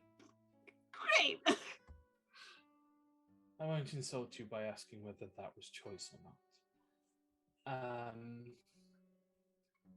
Do your masters have names? It would be polite for us to... Each master has a name. Could we know them, as we would like to address them properly when we introduce Lady There will be Piscicota? formal introductions to the masters when you meet them. I understand that, but as you can tell from our appearance, we have a slightly different culture, and in order to make sure that Our Lady is not disappointed with us, as your masters may get disappointed with you. Oh yes, Our Lady. Making sure that Our Lady can give the appropriate countenance and respect is very important, and it would be a great honor. And I cast friends on him. 1 minute and counting, bitch. Yeah, I cast friends on him. Mm-hmm. So you have advantage on socials. I know that he's not going to give it to me unless I make him. Persuasion with advantage. I am. Oh, why did I? And then he's gonna be super pissed with you. Well, this is the thing that I've said, is that even though a lot of the spells say that afterwards they may be aggressive towards you, that doesn't mean they're going to attack you. It might be that they just keep smiling and will dick you over later, or give you the wrong information, or whatever. So, yeah, I'm gonna cast guidance on myself. Mm-hmm. I want a -2. Why did this pop into my head? I'm totally the wrong person to do this. Oh God, here we go. That is not a high roll. Are you rolling in? That's 11. Okay. He turns around and says, well, I understand your need to impress your master. However, in doing so, I cannot betray my own. So if you would like to know more about etiquette of the masters, as Mr. Porter said, you would have to speak to Mr. Porter. He doesn't seem fazed by what you've just done to him. I just place my hand behind my back, touch the symbol that's sat in the sort of like back pouches, and go in to say to everybody, I did just use magic. I cast friends. He's not reacting at the moment, but just a heads up, that didn't work. Sorry. Right. Now, I could probably get away from my handler, but getting away from my handler means my handler getting punished and probably killed. So let's not do that. There is no yes. Hermit is very right. There is no war in Ba Sing Se. There is no war in Ba Sing Se. There's no. I've just realised the time. It is 9:45. Don't know if we haven't had our break yet. Should we take a quick break? Sorry, I wanted to throw you into the weird fuckery of this place. Oh yeah, it's great. I was very engaged. I was not thinking about break. I was like, oh. No, neither was I. I just spotted the time, and I was just like, I'm so hesitant to do anything more than the very gentlest of probing, because this could go so badly wrong. Because you, with a single sentence, could get someone killed. Yes. Yes. So, Eclipse Which is like is very worse than a Tulsa Round, because at least there, glory can usually fix your problems. Yes. yes. Eclipse is very high on like overthrow the leadership plan. She's always high on that, but yes, we well, but understand. This one especially because it's a small community, so it's more manageable. True. That we know of. Who knows? Yeah. Right. Okay. We're gonna go on a break. Is that the idea? All right. Yeah. We'll see you all in We'll about be 10 back minutes. in 5 to 10. Yeah. Yep. Yeah. See you in a bit. See ya.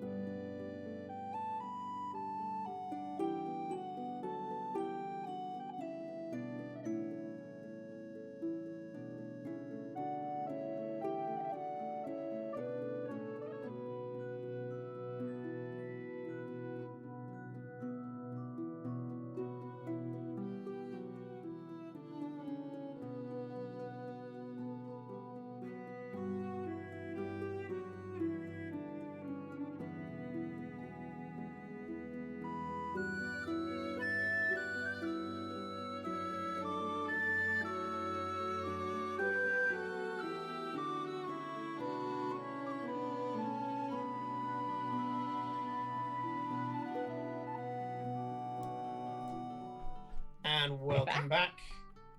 And hello to Master Teddy. Welcome to the Chaos. When we left off, they were in a fucked up village. Oh no. Where everybody is completely 100% oppressed. Honest. No, maybe, yes, no, definitely.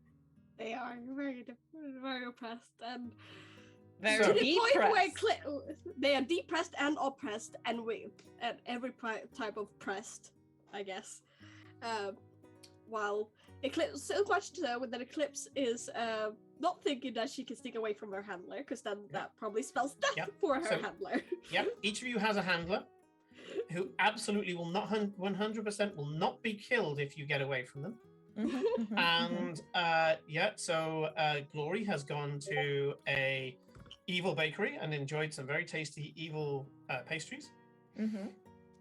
Nick, as farewell, has used the friend spell and nobody has commented on it. You're probably gonna get chastised for it later. None of the NPCs. So Cora, what are you doing? Oh, are we? Has everyone wandered off in their own separate ways? I thought we would just all follow. I thought we were all at the bakery. You can follow Glory to the bakery if you want, and for a silver apiece, you can have some very hastily and fear produced pastries by the oppressed.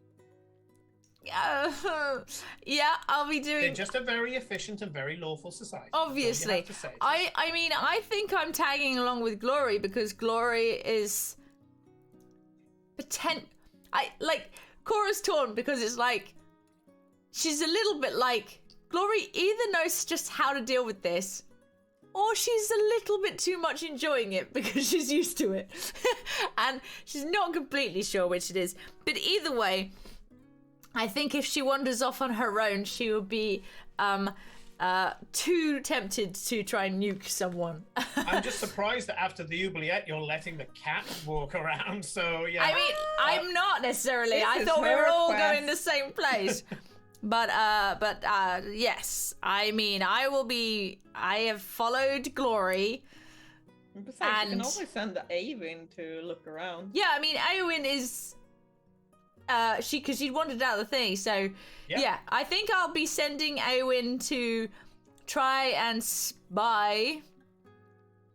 Trouble is, what would you like her to spy on? Well, I was just thinking, did we get the impression that did we understand? Like, did we character-wise understand that there's like some overarching, watchful, magical. They were called the Masters. Yeah, they said that they're the Masters. Yeah. And sure enough, the tower, because you were coming here for the tower, there is this gigantic, it looks like a dull, dark metal tower that rises about 7 stories above the village. But do we get the impression basically that magic can be seen, and therefore Eowyn wandering around spying is what it is? You didn't get that per se. You did get that he told you not to use magic, and Eclipse told you that when she tried to use detect thoughts, someone else tuned into the detect thoughts. She told us that. Okay. Yes, I did tell you that. So take from that what you will, but that's what you've been told. Yeah, which makes you think they can like spy on Eowyn as she's so familiar. It's hard to tell. They might be able to like see her, if you know what I mean. I'm assuming they might be able to see her, and I'm gonna say, I'm gonna telepathically say as much. Like, just wander around. Don't. To be careful of overhearing something that then could be. What I mean is, like, I don't want her to go into someone's house where they're going, oh god, the Masters, they're horrible, and that to potentially, get relayed to the Masters. We don't know. You need to make a decision. Where is Eowyn going? What specifically is she looking at? It can be a business, a house. She can fly up to the tower itself and see what's immediately outside the tower. What there are some. I wouldn't call them guards. They're just dressed in the blue-edged gi, walking around the walls. But they're not guards per se. Just walking around the walls, patrolling. I think I want to send her into a home first. Okay. Yeah, I don't want to send her to the tower or anything, because I'm sure we're gonna end up there in various ways. I just want her to just observe daily life without being obvious, and therefore, so just go explore. Eowyn goes in through an open window, and there's in the living room there is a what seems to be a grandmother in a all black gi, teaching two young girls sewing. So when they're all fixing curtains, it looks like. And the girls are stitching and all the rest of it. And every now and again, the grandmother says very curtly, she just says, "Let me look." The girl brings it up. She goes, "Straighter." And the girl sits down. They carry on doing this for another few minutes. And she goes, "Drink." And the girls stop what they're doing. They get up. They walk to two separate glasses that are on opposite sides of the very small room. The old lady picks up a drink, drinks a single sip. The girls drink a single sip. She puts the glass down. They put the glasses down. They walk back to the little benches, the little footstools that they're sat on. And the girls carry on sewing what looks like the hemming on the edge of the curtain, and the grandmother continues to do so as well. Looking at them, they seem to be related. I would like Eowyn. I don't know if she can investigate this, but I'm curious about the fact that there is such an array of what did you say? Races, not national races and stuff. And I'm curious about that, but I don't know quite how to deal with that. But I'm just, maybe just to go around and just note how many different things, and how do people seem related, or does it seem like they've been gathered from different places? Yeah, have them been kidnapped? Yeah, essentially, why are there so many different family units that are related to each other? Yeah. However, as I say, you've seen a Genasi, you've seen you've seen some Goliaths, some half orcs, some full-blooded orcs. You've seen a bugbear. You've seen the usual races as well, humans and dwarves and half elves and things like that. Everyone, you know how the races differ in their styles, being that you're from Ostergald and you see a lot of elves and tieflings and things like that. Everyone here has the same style, the way they speak, the way they dress, the way they move. There's no swagger, no accent, nothing. Everyone speaks the same. Would Eowyn like to continue in this home that she's in? No, I'm gonna have her come with us, but just to sort of keep a bit of distance from us, so that she has the potential of a different perspective. Okay. I'll give you one for free, and that is that as you're walking through with Glory, there is a man and his son. His son seems to be maybe 11. They're both half elves. They are lifting sacks of grain into a hand cart. And the kid, the 11-year-old, looks up to take a look at you three, because you're different, because you're not from around here. And you're dressed very differently, whereas everybody here is dressed exactly the same. You see even little toddlers with these little black gi type uniforms on. He looks up at you, and the guy immediately growls under his breath, "Look down." And the kid looks back down and doesn't look back up. And Awen is basically inches above their head when that happens. Does it look like the kid looks up at us or at Awen? No, at us. At us. Okay. Yeah, because you're dressed Yeah. beautifully compared to them. Yeah. You are colourful figures. Okay. We'd done research on this place, hadn't we, before we came? Yeah. Did we? Nothing But we didn't know any of Nothing this. of this mentioned the oppressive, like everybody's the same society. And the dates, and were there sort of timestamps type thing on that research of when they were last sort of seen? I'm just curious if this is a recent thing. I can't remember what our research said regarding that. No? No, the research said that it's a very closed place. Yeah. People don't really like talking, but other than that, it's fairly normal. People come and go, they trade there. What you've heard is completely different to what you're seeing. Okay. Yeah.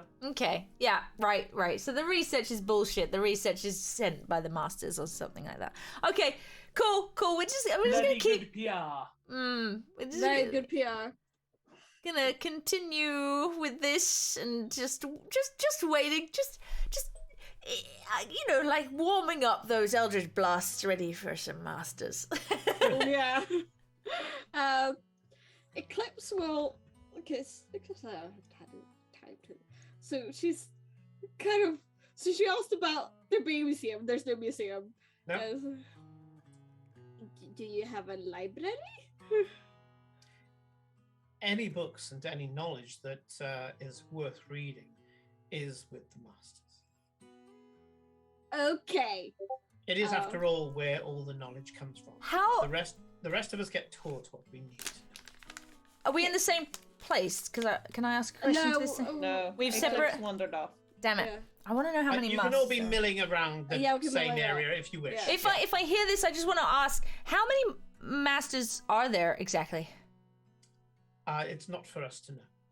Oh, sorry. Okay. Okay.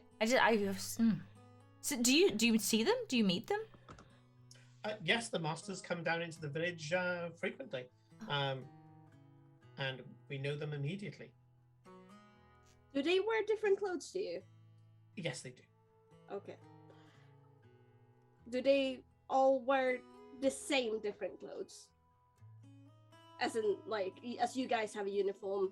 He looks they have over. their own uniform? He looks over at Mr. Porter, and who's still within earshot. You're all milling about the kind of town square and the village square, and he says, depending on their proficiencies and the masteries, there is variation in the wizard's robes, but they are all wearing wizard's robes. Okay. No. Thank you. Thank you. Well, it's good they're finding out something so that they don't insult the people I wish to speak with. Okay. Is there anything you'd like to try in the village? Because you can, if you want, just say, right, we're ready to go speak to the masters. But if you want, there are potential I want things you can do here. I want to explore a little bit. I haven't had any much time yet. Okay. Yeah. What would you like to take a look at? Well, first, speaking of my head, I'm trying to figure out. So, what are the public buildings here? Everything that one might need. We have a bathhouse, we have taverns, we have an outfitters, we have blacksmiths, we have wood carvers and furniture makers, we have clothing makers. He grins at clothing makers. We have all forms of food production. We have glass blowers and so on. Everything that one might need from life, one can get here. Do you ever wear different clothes? Our clothes are suitable. Okay, so that's a no. you in pajamas?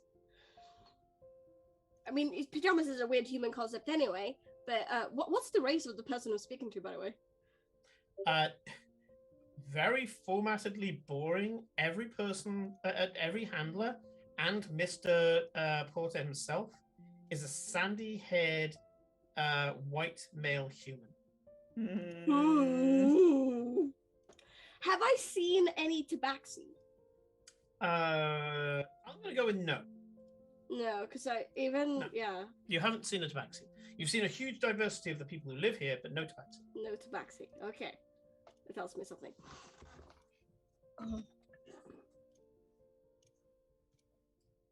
You have a huge variety of people here, though I haven't seen any tabaxi. Is there anyone like me here? I don't believe so.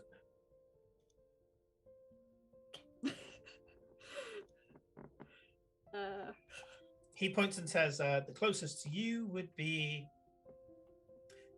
that female over there. Points to the bugbear.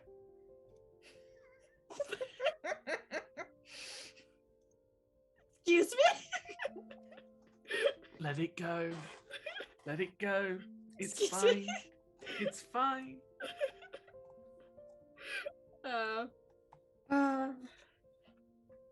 Yeah.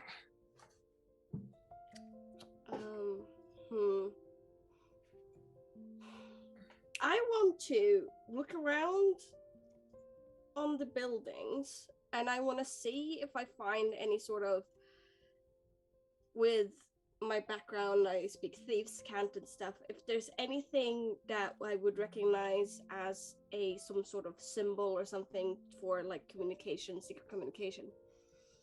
Or anything that they're doing, hand movements, like faces, I don't know, when they're talking. Ooh. Ooh. Give me a perception check. You're good at that, aren't you? I think. Okay. Who had the coin? Who did I leave the coin with? You gave it to me, but I gave it to Glory or Eclipse. I think we gave it to Eclipse because Eclipse has the guidance coin since the last Yeah, fight. because she was gonna have to try and stab things, so she still got it. Yeah. Yes. So D4 onto that. Well, I rolled pretty well, so. Go me for remembering things that we have. Well done. Yeah. Okay. At a 24, there's a couple of things.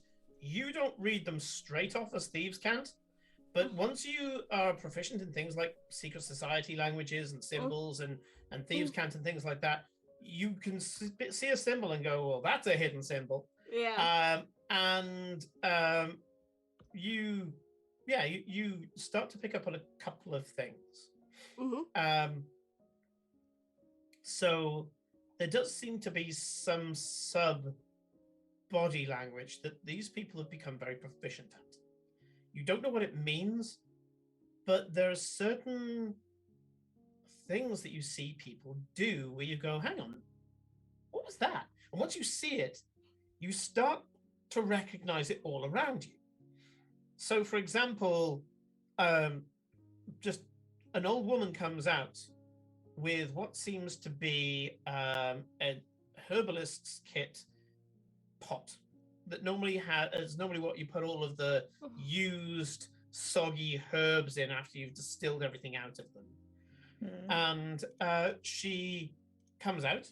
She does not look at you at all. No, completely blanks me. But she does look up the street, and as she does so, I'll get to just something I can make a noise with. She taps out the herbs, and she goes, and as she taps them out, 2 taps, her foot kicks up behind her slightly. Yeah? It's like a little bit of a dance move, a little bit of a foxtrot where suddenly the foot just kicks back slightly and then is flat on the floor again. Like a single step of a dance move. And it's tap, tap, kick.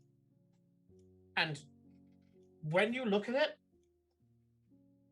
anybody looking at this wouldn't get it. You're now level 15 and you've known Thieves' Cant for a long time. that could be like a signal, for example, for something to start.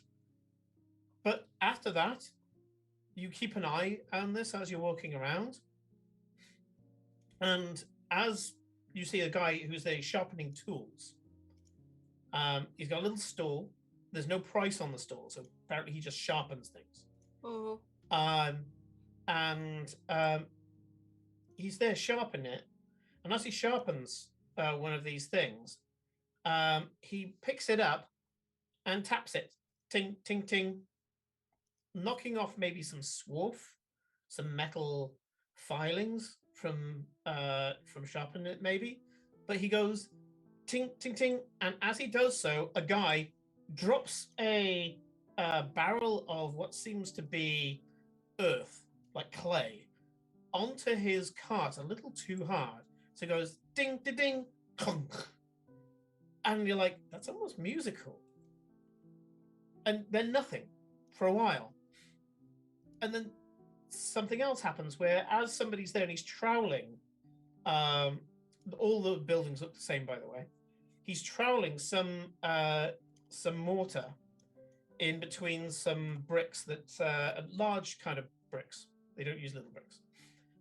He's mortaring some cracks. And as he's going, shh, shh, shh, shh, suddenly he goes, shh, ting, shh, shh. And you can see the way that he's putting this mortar in. There's no need for him to do that movement.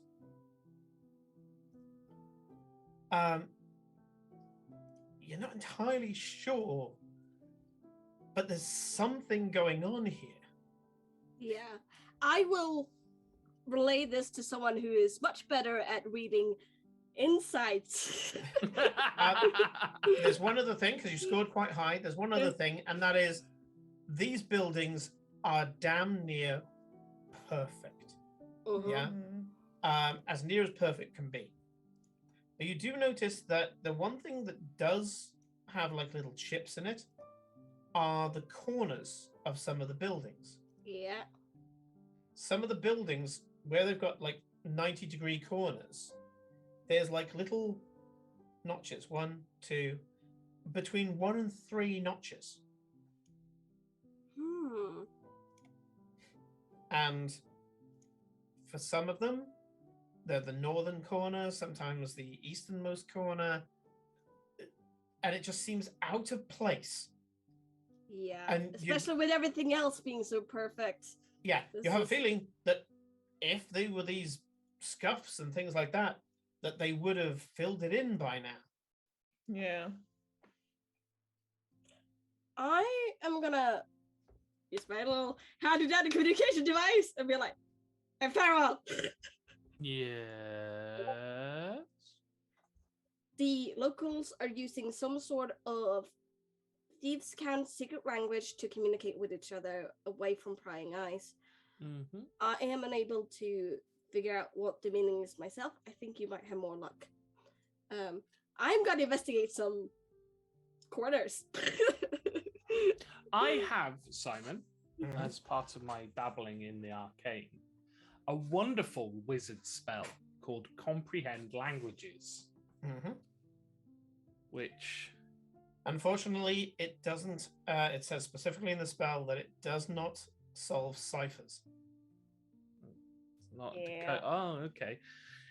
In that case, we do this almost as if Simon looked at the spell when he wrote this. Yeah, well, this was, you know, we go initially a path of least resistance. Yeah, and that was, does magic solve all my ills? And here it doesn't. It starts them. Did Eclipse only send that specifically to Farewell? I will send it to you guys as well, but I will also stress that we should avoid using magic, just because Yeah. the experience I had with the guy looking in on my magic and being like, maybe not do that. Yeah. You don't specifically did you mention the corners of the buildings? Yes, I mentioned the corners of buildings, which is the thing I'm gonna look at now and see if I can get investigation. Right. I'm gonna send Eowyn to follow the markings. Okay, the notches. Like, because you said somewhere on the north thing, I wonder if it's a path. Yeah. I don't know if Okay. I obviously get that, because I'm using a bit of meta there. So, like, Eowyn will also investigate because she's invisible, and if she thinks that it's, she may find a path. Yeah. I'm Okay. going to sit down, get my book and my pen, and I'm going to learn me a language. Okay. With insight. I'm just going. I'm not stupid. Me no dum dum. Me big smart. Me big brain. Me do good thing. Me zug zug. Okay. Me So, zug. Me what zug zug language are you words. learning? No, I want to initially. Decipher. I am going to. I want to copy down all the ones that Eclipse is pointing out to me. The signals, you mean? Yeah, Okay. every single one of them. Yeah, so I will explain the signals I saw and see if you can.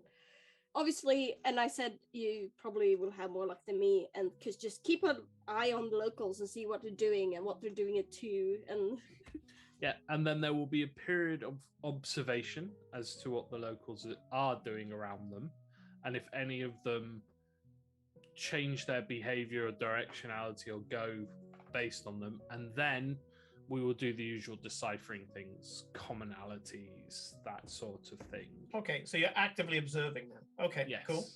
cool. Corinne, give me your investigation. yeah. Remember, you get to add your d4 because you're holding the coin. That just happens automatically. I might use. Do I want to take 10 for 24 plus d4, or do I want to use a luck point? I'll use one luck point. That wasn't much better, so I'll just take 10. That is the Fucking thing with rogues. your luck points. Yeah. And then a d4. Okay. 25. 25, and that's an investigation check. Yeah. It's still a very high check, to be fair. Like, Yeah. 25 something to sneeze at. So first of all, you notice that the chips don't make a path, which Kate's about to find out in a minute. You also notice that there's something to do with the occupants of the houses that the chips give reference to. Just looking at the body language and other things, there's just a gut feeling that says there's a very big difference between a 3-chip house and a 1-chip house. Yeah. What it is, you're not sure. Maybe they are trusted more or less by the masters. Maybe they're trusted more or less by the people. Maybe they are nicer people. Maybe they are people who are in danger or in less danger. You're not entirely sure, but some sort of stasis. Not stasis.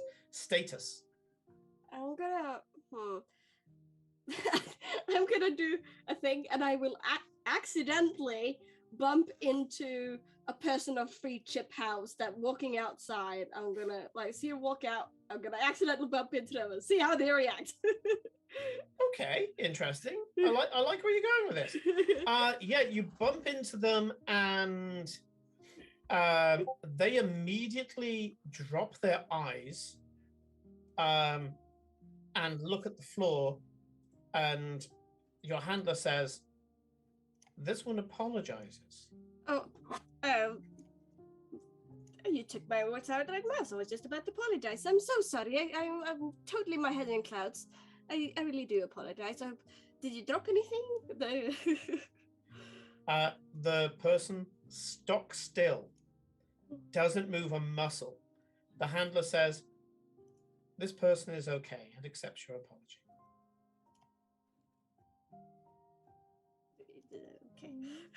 Okay. Now, can I get away with bumping into another person? It's the question. Cora, go bump into someone. I need you to bump into a 1 notch. Yeah, so I will. Can you do me a favor and bump into a person that lives in that house? I will do so, but after at least 10 or 15 minutes or more. Yes.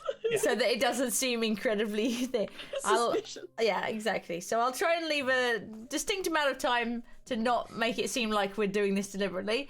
And then I'll do the same. Okay.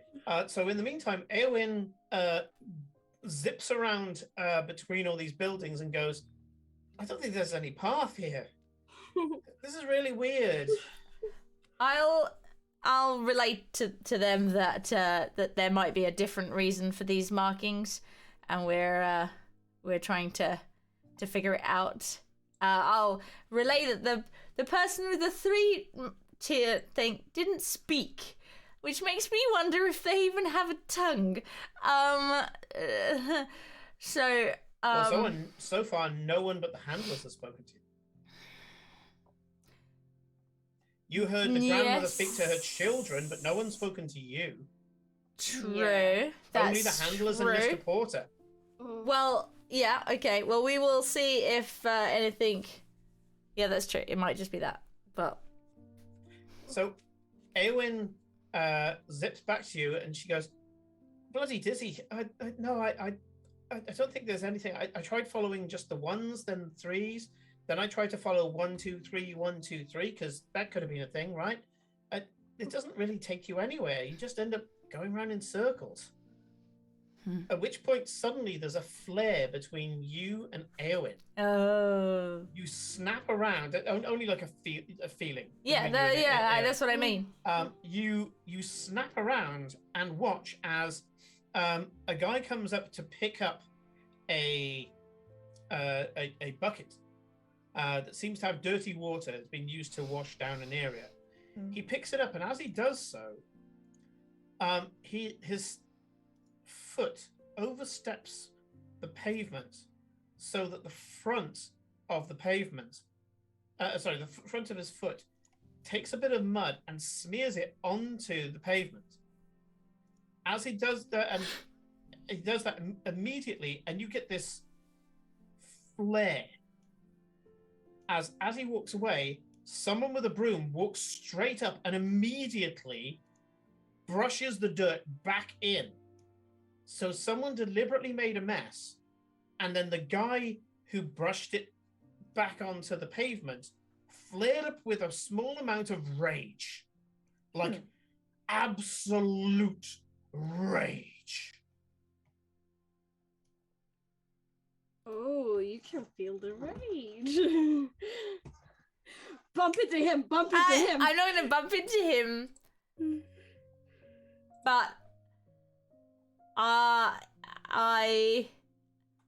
I want to try and make a mess. Not a bad one, but I want to see if that happens again. Well, we're at a bakery. You can buy something and then accidentally drop your cake or something. I'm gonna. Well, maybe I'm already holding something. Yeah, you can have cookies. We can say that you've got like a cream cake or something like that. Yeah, I'm gonna drop some of the cream. Okay. Near the guy who enraged? Nearish, yeah. You don't feel rage when he comes up and just starts brushing it away. He brushes it away. He brings out a cloth from the little bucket nearby. Starts to wipe up some of the cream that's on the cobblestones. No rage at all. He just seems to be getting on with his job. Whereas the small smear of soil from the other guy really brought rage out in him. Like total rage. I will. Like he was ready to kill the guy. Well, go find a 1-notch person. Yeah, I will do that. I want to try, maybe even at the same time as I do that, try and get some dirt on my shoe and smear the dirt. As I stumble into them, I'm going to try and smear dirt. I don't know if dirt is the thing. Okay. So you're going to basically bump into somebody, use that as an excuse to kind of ricochet slightly off the pavement and do the same thing the other guy did. As much as possible, the same thing the other guy did, yes. Yeah, give me a performance check. Yeah. Okay. Oh, I rolled a 1, but I'm okay because I can do that again. Let's Yeah, halfling. Oh god, that halfling luck is so clutch. 22. Yeah. 22. 22. You go straight up and you're just looking around and all the rest of it, and you do ricochet off somebody who comes off a one-chip house, and you perform the same slight smear, and the guy from the one-chip house is looking down at the floor, but seems to, you see the muscles go in their jaw. The previous person that Eclipse bumped into was stock still, absolutely stock still. The person you bumped into showed a small amount of emotion. All they did was just bite down on their teeth. You know, when you bite down on your teeth, those muscles there bulge. Like this. That's what you see when you look up and go, "Oh, I'm sorry." You do see that kind of gritting of the teeth. It's not like No, it's subtle, but you do see it. It's like they're newer and haven't completely learnt to let go. And the street sweeper walks up and, with no rage whatsoever, just Right, I want Eowyn to follow the person who made that smear. Okay. And keep an eye on them. Because I think it's the person or some sort of Okay, so the person who made the smear, not the person who I think so. It's either that person or that person did something deliberate, like trying to send one of these, messages using mud, and it was detected. Rather than just a mess, they were trying to do something, and it was detected by that person, and that's why he was angry. But I don't know this, but I'm like, okay, there's a significance. It's not just about mess. It's about that mess and the person, maybe the person who made that mess. I might not have done I wouldn't have done the exact same move to make the mess that I made. But also the way you described it seemed so sort of deliberate, and I'm like, So yeah, I want Eowyn to follow that particular person. She follows him. He's taking the pail of dirty water to a drain, and the drains here are, proper cast iron grills and all the rest of it. So there's no escaping into the sewers here. And I want her to watch specifically for any other sort of things that might be signaling. Okay. A woman walks past him with a basket of what seems to be freshly dyed linens, and she's got the kind of stirring rod you use to stir the linens in the dye, otherwise you get dye on your hands. So she's there with some freshly dyed linens that are in a kind of box, and as she walks past this guy, as he's about to pour out the pail, she takes the little stirring stick and taps the edge of the box in a sudden, sharp staccato action. And he seems to react straight away in that he finishes pouring the bucket and puts the bucket down hard on the floor. So he goes, shh, bang, onto the cobbles. Oh yeah, they're definitely communicating. Mm-hmm. Yeah. The more we observe, the more of the What? Say that again. The more of the we reserve, the more of the what? You cut out. He'll Oh. be back he'll be back in a sec. Oh, did he actually lose him? Yeah, he just pixelated for a second. It'll stop for a second. He'll be back in a sec. But you do get Eowyn. Yeah. The one following. Eowyn was Eowyn does she's say that relaying a small amount of rage comes from the woman. Language. From the woman.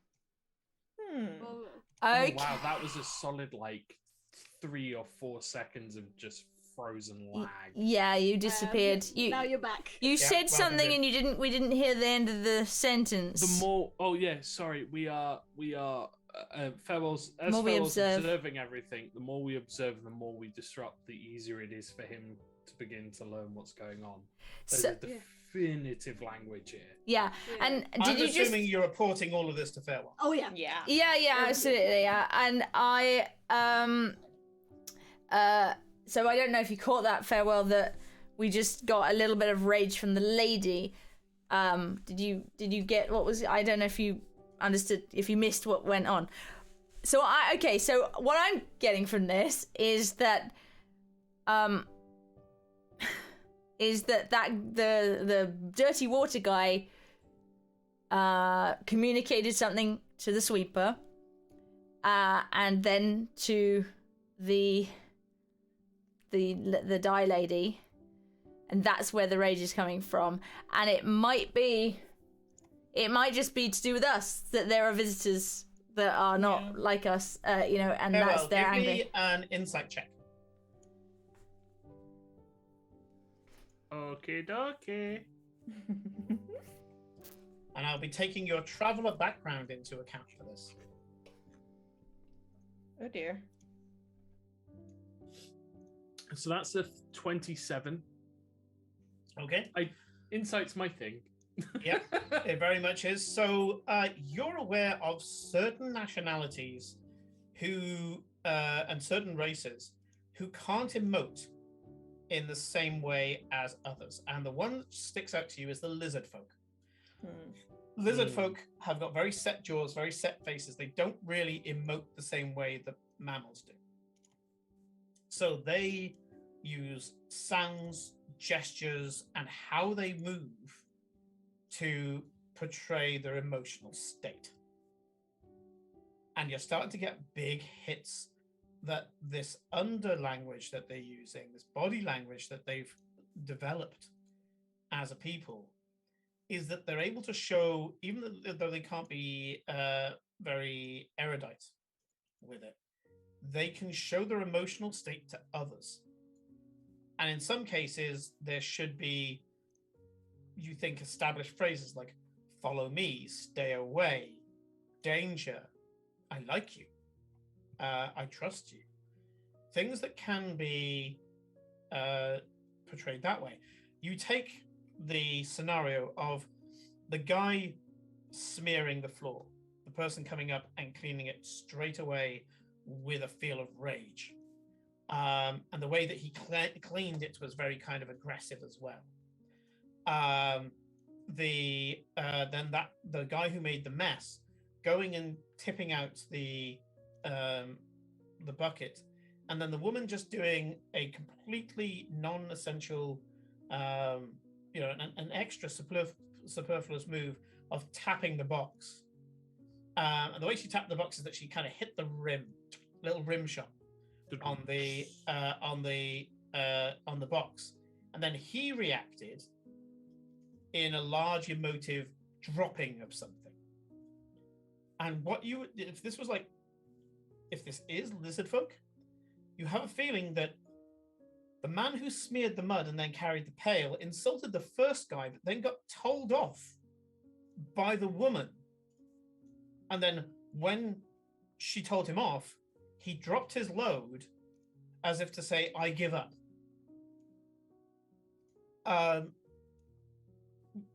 That's something that could have been a huge conversation if it was done in words, but instead was done by very simple actions that didn't delay their work or cause any undue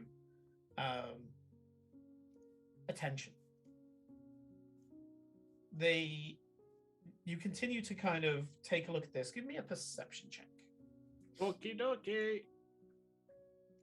don't know. Nick has to do a perception check.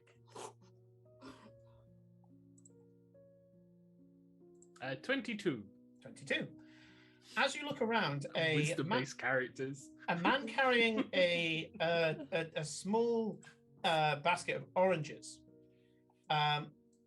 goes past a woman who is currently combing down a small donkey. He drops one of the oranges by tipping the basket forward so that it rolls in her direction. She stops, picks up the orange, and without looking at him, holds it for him. As he goes to get the orange, he does this and basically strokes her fingers momentarily as he takes the orange off her. We're talking a bit like, the old Secret Boys handshakes and the certain nods and touches that if you were part of the club, you would know how to do.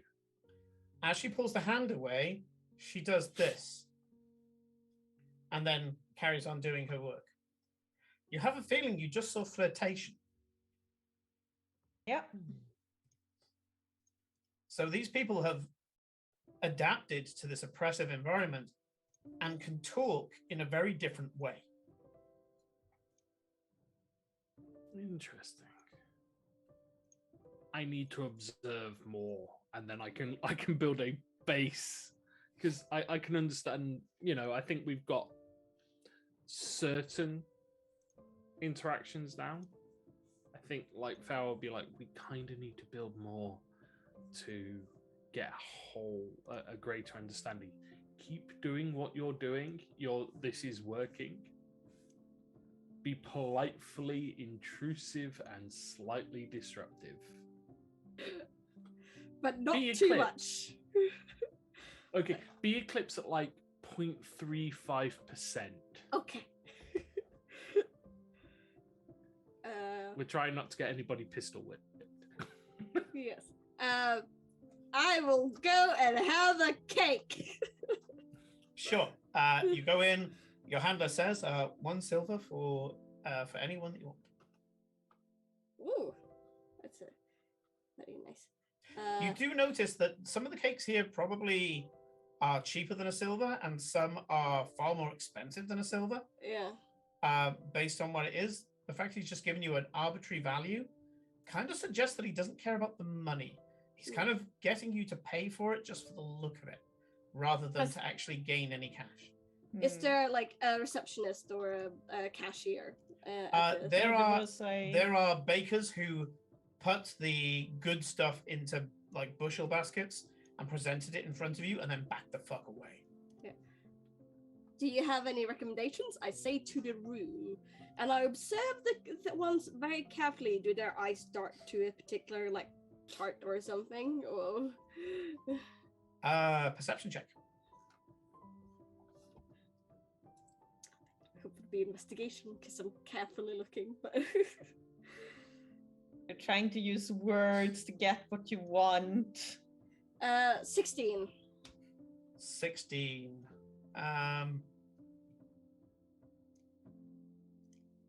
You notice that somebody reacts differently. Something has changed in the room, but you're not sure what. Well, is there a verbal response to my question? Do you have any recommendation? No one gives a recommendation. The handler smiles. I look at the handler. Do you have a recommendation? No, I do not. Have you ever had one of these cakes before? I don't need them. It was a yes or no question. I have not, because I don't need them. Okay. It's not all about me, but sure. Eclipse, sweetie, try these cream puffs. They're pretty good. Okay. I will have the cream puffs because I could not read the people with what they actually thought I should have. So yes. Perception check. Both of us, or just me? Both of you. I'll let you both have a go. Oh, that's not better. bad. 21. 21, Oh, actually, Plus because D4. I have the guidance coin. Yeah? You should have the guidance. 22. Woo! Okay. With 22, you notice that when you try one of the cream, when you go and grab another one of the cream puffs, One of the bakers drops something instead of placing it on a table, drops it so it makes a slight clank instead of just a nothing. It's a Yeah. and somebody else who's stirring something makes the spoon do a little dingling. You know, when you do your tea, you get it out and you're dingling the teaspoon against the cup. But could be nothing, but that could have been a bit of communication. Maybe the dropping something was somebody going, "Oh, for fuck's sake," and the dingling is kind of like, "She likes my cake. She likes my cake." That's good. And I will loudly proclaim, no matter how I feel about it, these are very delicious and compliments to whoever made them. There's another little dingling of a teaspoon. It's not a teaspoon, it'll be some sort of stirred pot. It's like shing, shing, shing, dingling, shing, shing, shing. I will go and pick a different cake and proudly proclaim the same, but for the different one. What would it be? So somebody who's chopping, he's chopping fruit to make a jam. And the thing that you pick up, as you say, "Oh well, I think this one is the best." The chop, chop, chop, chop, chop, chop, chop, chop, chop, and it's almost like maybe a little bit of a drum roll using the knife. I will observe who that is, and yeah. Okay.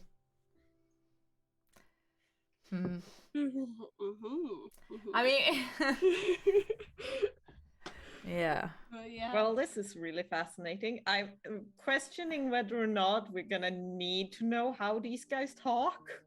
Well, at least we know there's some way. We know that they're communicating, but they're communicating very So, to be basic. honest, the big question things. is: do the handlers notice them talking to each other? That's Yes. what I want That to is know. exactly was going to be my next question. Ooh, insight check. Insight check your handlers. Right. Right. Everybody inside check your handler. my investigation is good. My insight never is. Let's see. 17. 11. Farewell. Yeah, I have no clue. I rolled a nat 1. A dirty 20 for me. Okay. Farewell and Eclipse. You're fairly certain the handlers have no fucking clue what's going on. Okay. Yeah. Okay. Now, and this may be beyond Insight's ability to provide, but I think I'm going to try anyway. Is that a deliberate "I'm not looking because if I don't look, then no one can ask me and I don't lie and then I can't get punished"? Or is it genuine, absolute no, can't see? You think it's an obliviousness to it? It is a genuine obliviousness. Yeah, I would say that. That's useful. That is useful.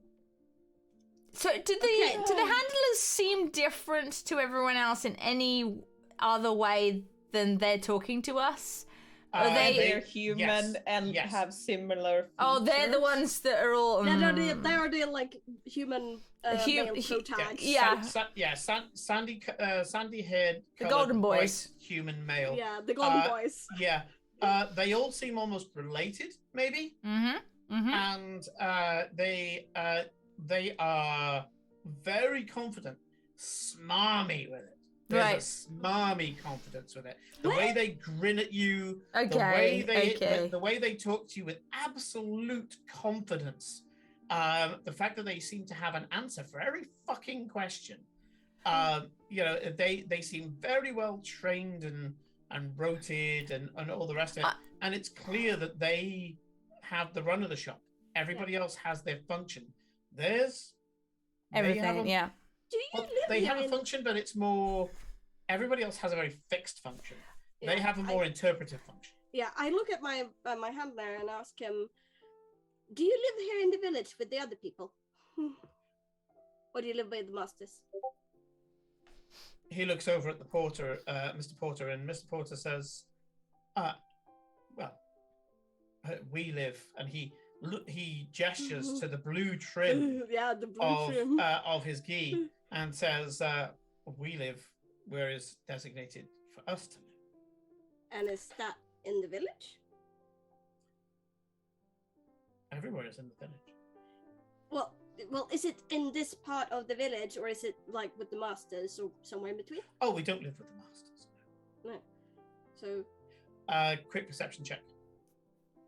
By everyone, Everybody, roll or perception. Yeah. No, I'll go with Eclipse. okay. Yeah, because you were the one asking. I would like to see if Cora can actually go to where the person was doing the chopping and be like, "Oh, this looks fun. Can I have a go?" And see if I can get hold of what they were doing and do some chopping and do a little chop, chop, chop, chop, chop, chop, chop. Yeah, this is fun. And just see if I get any sort of reaction. I'm not necessarily going to look. I'm going to get Eowyn to look, because then I'm not being obvious that I'm While looking. you do that, Yeah. when I see you like approach them with like mischief eyes, I'm like, maybe I should go and talk to Mr. Porter. I do have some questions. Okay. So dirty 20, by the way, Simon. Dirty 20, when you tell this to Mr. Porter, and he talks about, well, we live in the village. Do we live with the masters? No. It's a, no, we don't, but we live well.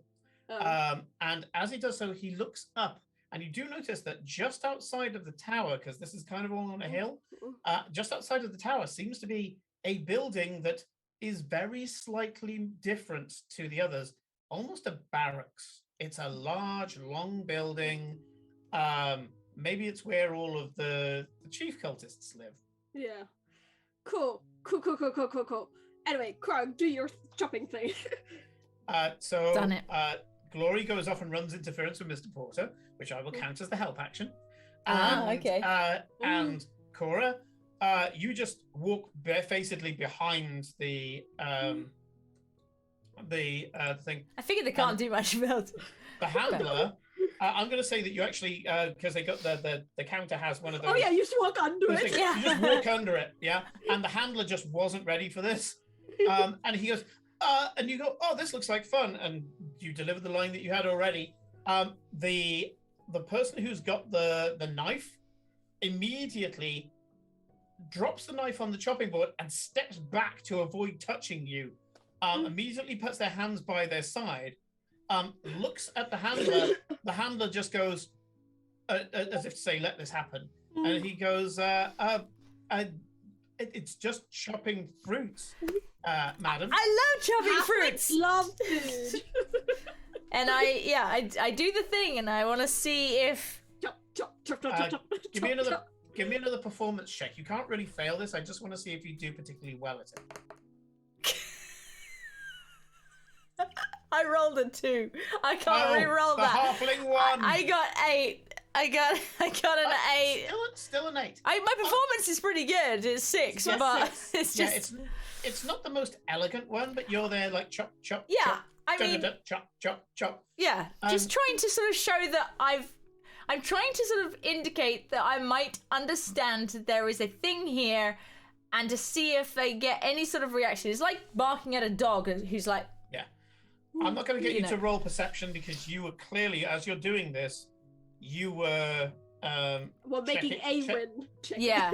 well, and yeah, you got. But essentially, I'm looking. Yeah. Yeah. Did you roll with advantage, by the way? No. On No, you had performance. action. Yeah, you got Yeah, for Oh. performance, you had to have action. Roll again. Roll better. Well, that's 18, so that's different. Okay, in that case, I get to change my answer. Yeah, you chop, chop, chop, chop, chop, and then you give the little flurry, like a little drum roll. Chop, chop, chop, chop, chop, chop, chop. And as you do so, thankfully, because you have Eowyn and all the rest of it, and you are looking out for it, you're giving it your full attention. Yeah. And when you give the little prop, the guy who has his hands down by his side does this with his hand. So his hand is by the side of him, and he does this. Well, in our world, that's help. But okay. I mean, I relay that to Farewell, who's writing all this shit down. In his cipher pen, which is very important. And I don't know Yes, what this that is all in my cipher pen. means exactly, so I'm reluctant to do it back to the person, but... Farewell, give me an insight check. Sure. Guidance yourself as you try to figure this out. I'm deliberately not using magic. Oh yeah. That's a nat 20, so that's 30. Yeah. Good. In a lot of cultures, to hold oneself. To hold oneself. Okay, so it's like a thank you kind of thing a little bit. It's like... Yeah. He can't use the full range of body movement because No. somebody would see it. Yeah. But just doing that all of a sudden, down by his side. Right? Yeah, Down yeah, by his yeah. hip. Yeah. Mm. It is in this. Basically, if you take the range of human emotion, they're only allowed to express within this range instead of this range. Yeah. So doing that is like doing that. If I was to do that to you, what am I doing? Hugging. Yeah, it's like a hug, thank you. He just hugged you. Yeah. Yeah. Yeah. Aww. You copied his thing perfectly. He's acknowledged that you were copying him perfectly. Hold on. So I didn't. That's Farewell figuring that out, not me. Farewell, yeah, you reported it to Farewell. Farewell's figured it out. And Farewell will share. And then, so if Farewell shares, I will, when I walk away, I'm gonna be like, oh, that was cool. I'm gonna walk away and I'm gonna, again, as subtly as possible, do the same thing at my side as I walk away. Like, basically to just acknowledge him back. I assume that you're gonna look at what he does in return. Again, to try not to be obvious with eye contact, I'm not officially looking. I suppose they don't know that Eowyn's looking, Actually, but I'm having Eowyn watch, perception basically. check anyway, because this is probably the most subtle cliffhanger we can do. So give me a perception check with advantage, because Eowyn is Okay, with advantage. actively watching with him. Okay. Ugh. 14. It's enough. Because he's actively trying to communicate to you now. Right. So the DC was lowered. Okay. As he reaches for his knife to continue, his hands are in Spock mode. Okay. Yeah? As he reaches for the knife, he does this. Okay. And then gets for the knife. Okay. I mean, again, into the notebook it goes, and I'll grab another cake or whatever we're doing, and I'll just make eye contact. That's all I'm gonna do, because obviously I don't want to be. He doesn't make eye contact. No, Very carefully. That's fair enough. You'll look in their direction. I look in their direction too, because I wasn't really looking at them. I kind of just look in their direction to try and acknowledge that I noticed, if you know what I mean. But very subtle. Like I say, I try and make eye contact. He's gonna out of the corner of his eye, in theory, see me looking at him. That's all for a brief second, because he doesn't know about Eowyn, and I just want them to know. Cool. Final roll of the night. As you leave, give me a performance check. Me. But it's not your performance. Okay. This is your knowledge of performance. Oh, for fidge's sake. I rolled a 3, so I only got a 9. Never mind. So, Goddamn. as you leave, I think one of the more subtle puzzle adventures I've given so far, where It's fun. I have a plan for what Everything to do when is in I get to subtle speak terms. next turn. Yeah, Glory's been very quiet. And, Yeah, she's- Glory actually did a couple of things. In some cases, less is more, and Felicia did the two vital things. First of all, she managed to give you credibility. yeah, she The gives way she acted at the credibility. beginning let you do all of this. Yeah, and she's also the responsible one. He was also distracting the main person as well. And I tell you what, when she went up, because we will go to your conversation with Mr. Porter, I've got that written down here. But the fact that you engage Mr. Porter, which of course also engages your handler, so you're distracting two of them, did help with this as well. It turns out that it didn't need much of your help, but if things had gone wrong, It would have been necessary. because they question everything. Of course they do. Put it this way: if Kate had a halfling 1, so a 2, on her very first roll when she went under the counter, I would have been a bit of a bitch. So yeah. Anyway, I'm hoping you're enjoying because I had two Royston Vaisies in the if you know the League of Gentlemen, weird ass village. In the path to Duradan, and I'm glad This you was left the this one village till of the last. Tummy Tentacles. The village of the Tummy Tentacles was the other village where it was like something is wrong here, and here you're like, I know what's wrong here, I just don't know how to solve it. So anyway, a big thank you to Hermit Master Teddy, welcome. DMI looking a group, I don't know what that means, but welcome anyway. And to Scorm and anybody else who may have been languishing and watching, thank you very much for joining us. We will be back on, let me get this right, Tuesday, if I haven't got it wrong, for more Mage the Awakening, because I always get it wrong. I don't know if you watched the first session. We did have a bit of technical issues because we have a long and standing tradition. And also, I thought that I had given some details to Helen and I hadn't. So sorry, Helen. If you haven't watched the first session, especially if you've played Mage before, those players absolutely rocked it. And some of the foci use to be able to use their true magic is beautiful. So that is only going to get better, I guarantee it. So please join us on Tuesday for that. On Monday, I think we might have Numenera. I think that they might all be good, but we'll need to check. We've got some stuff going on at the moment.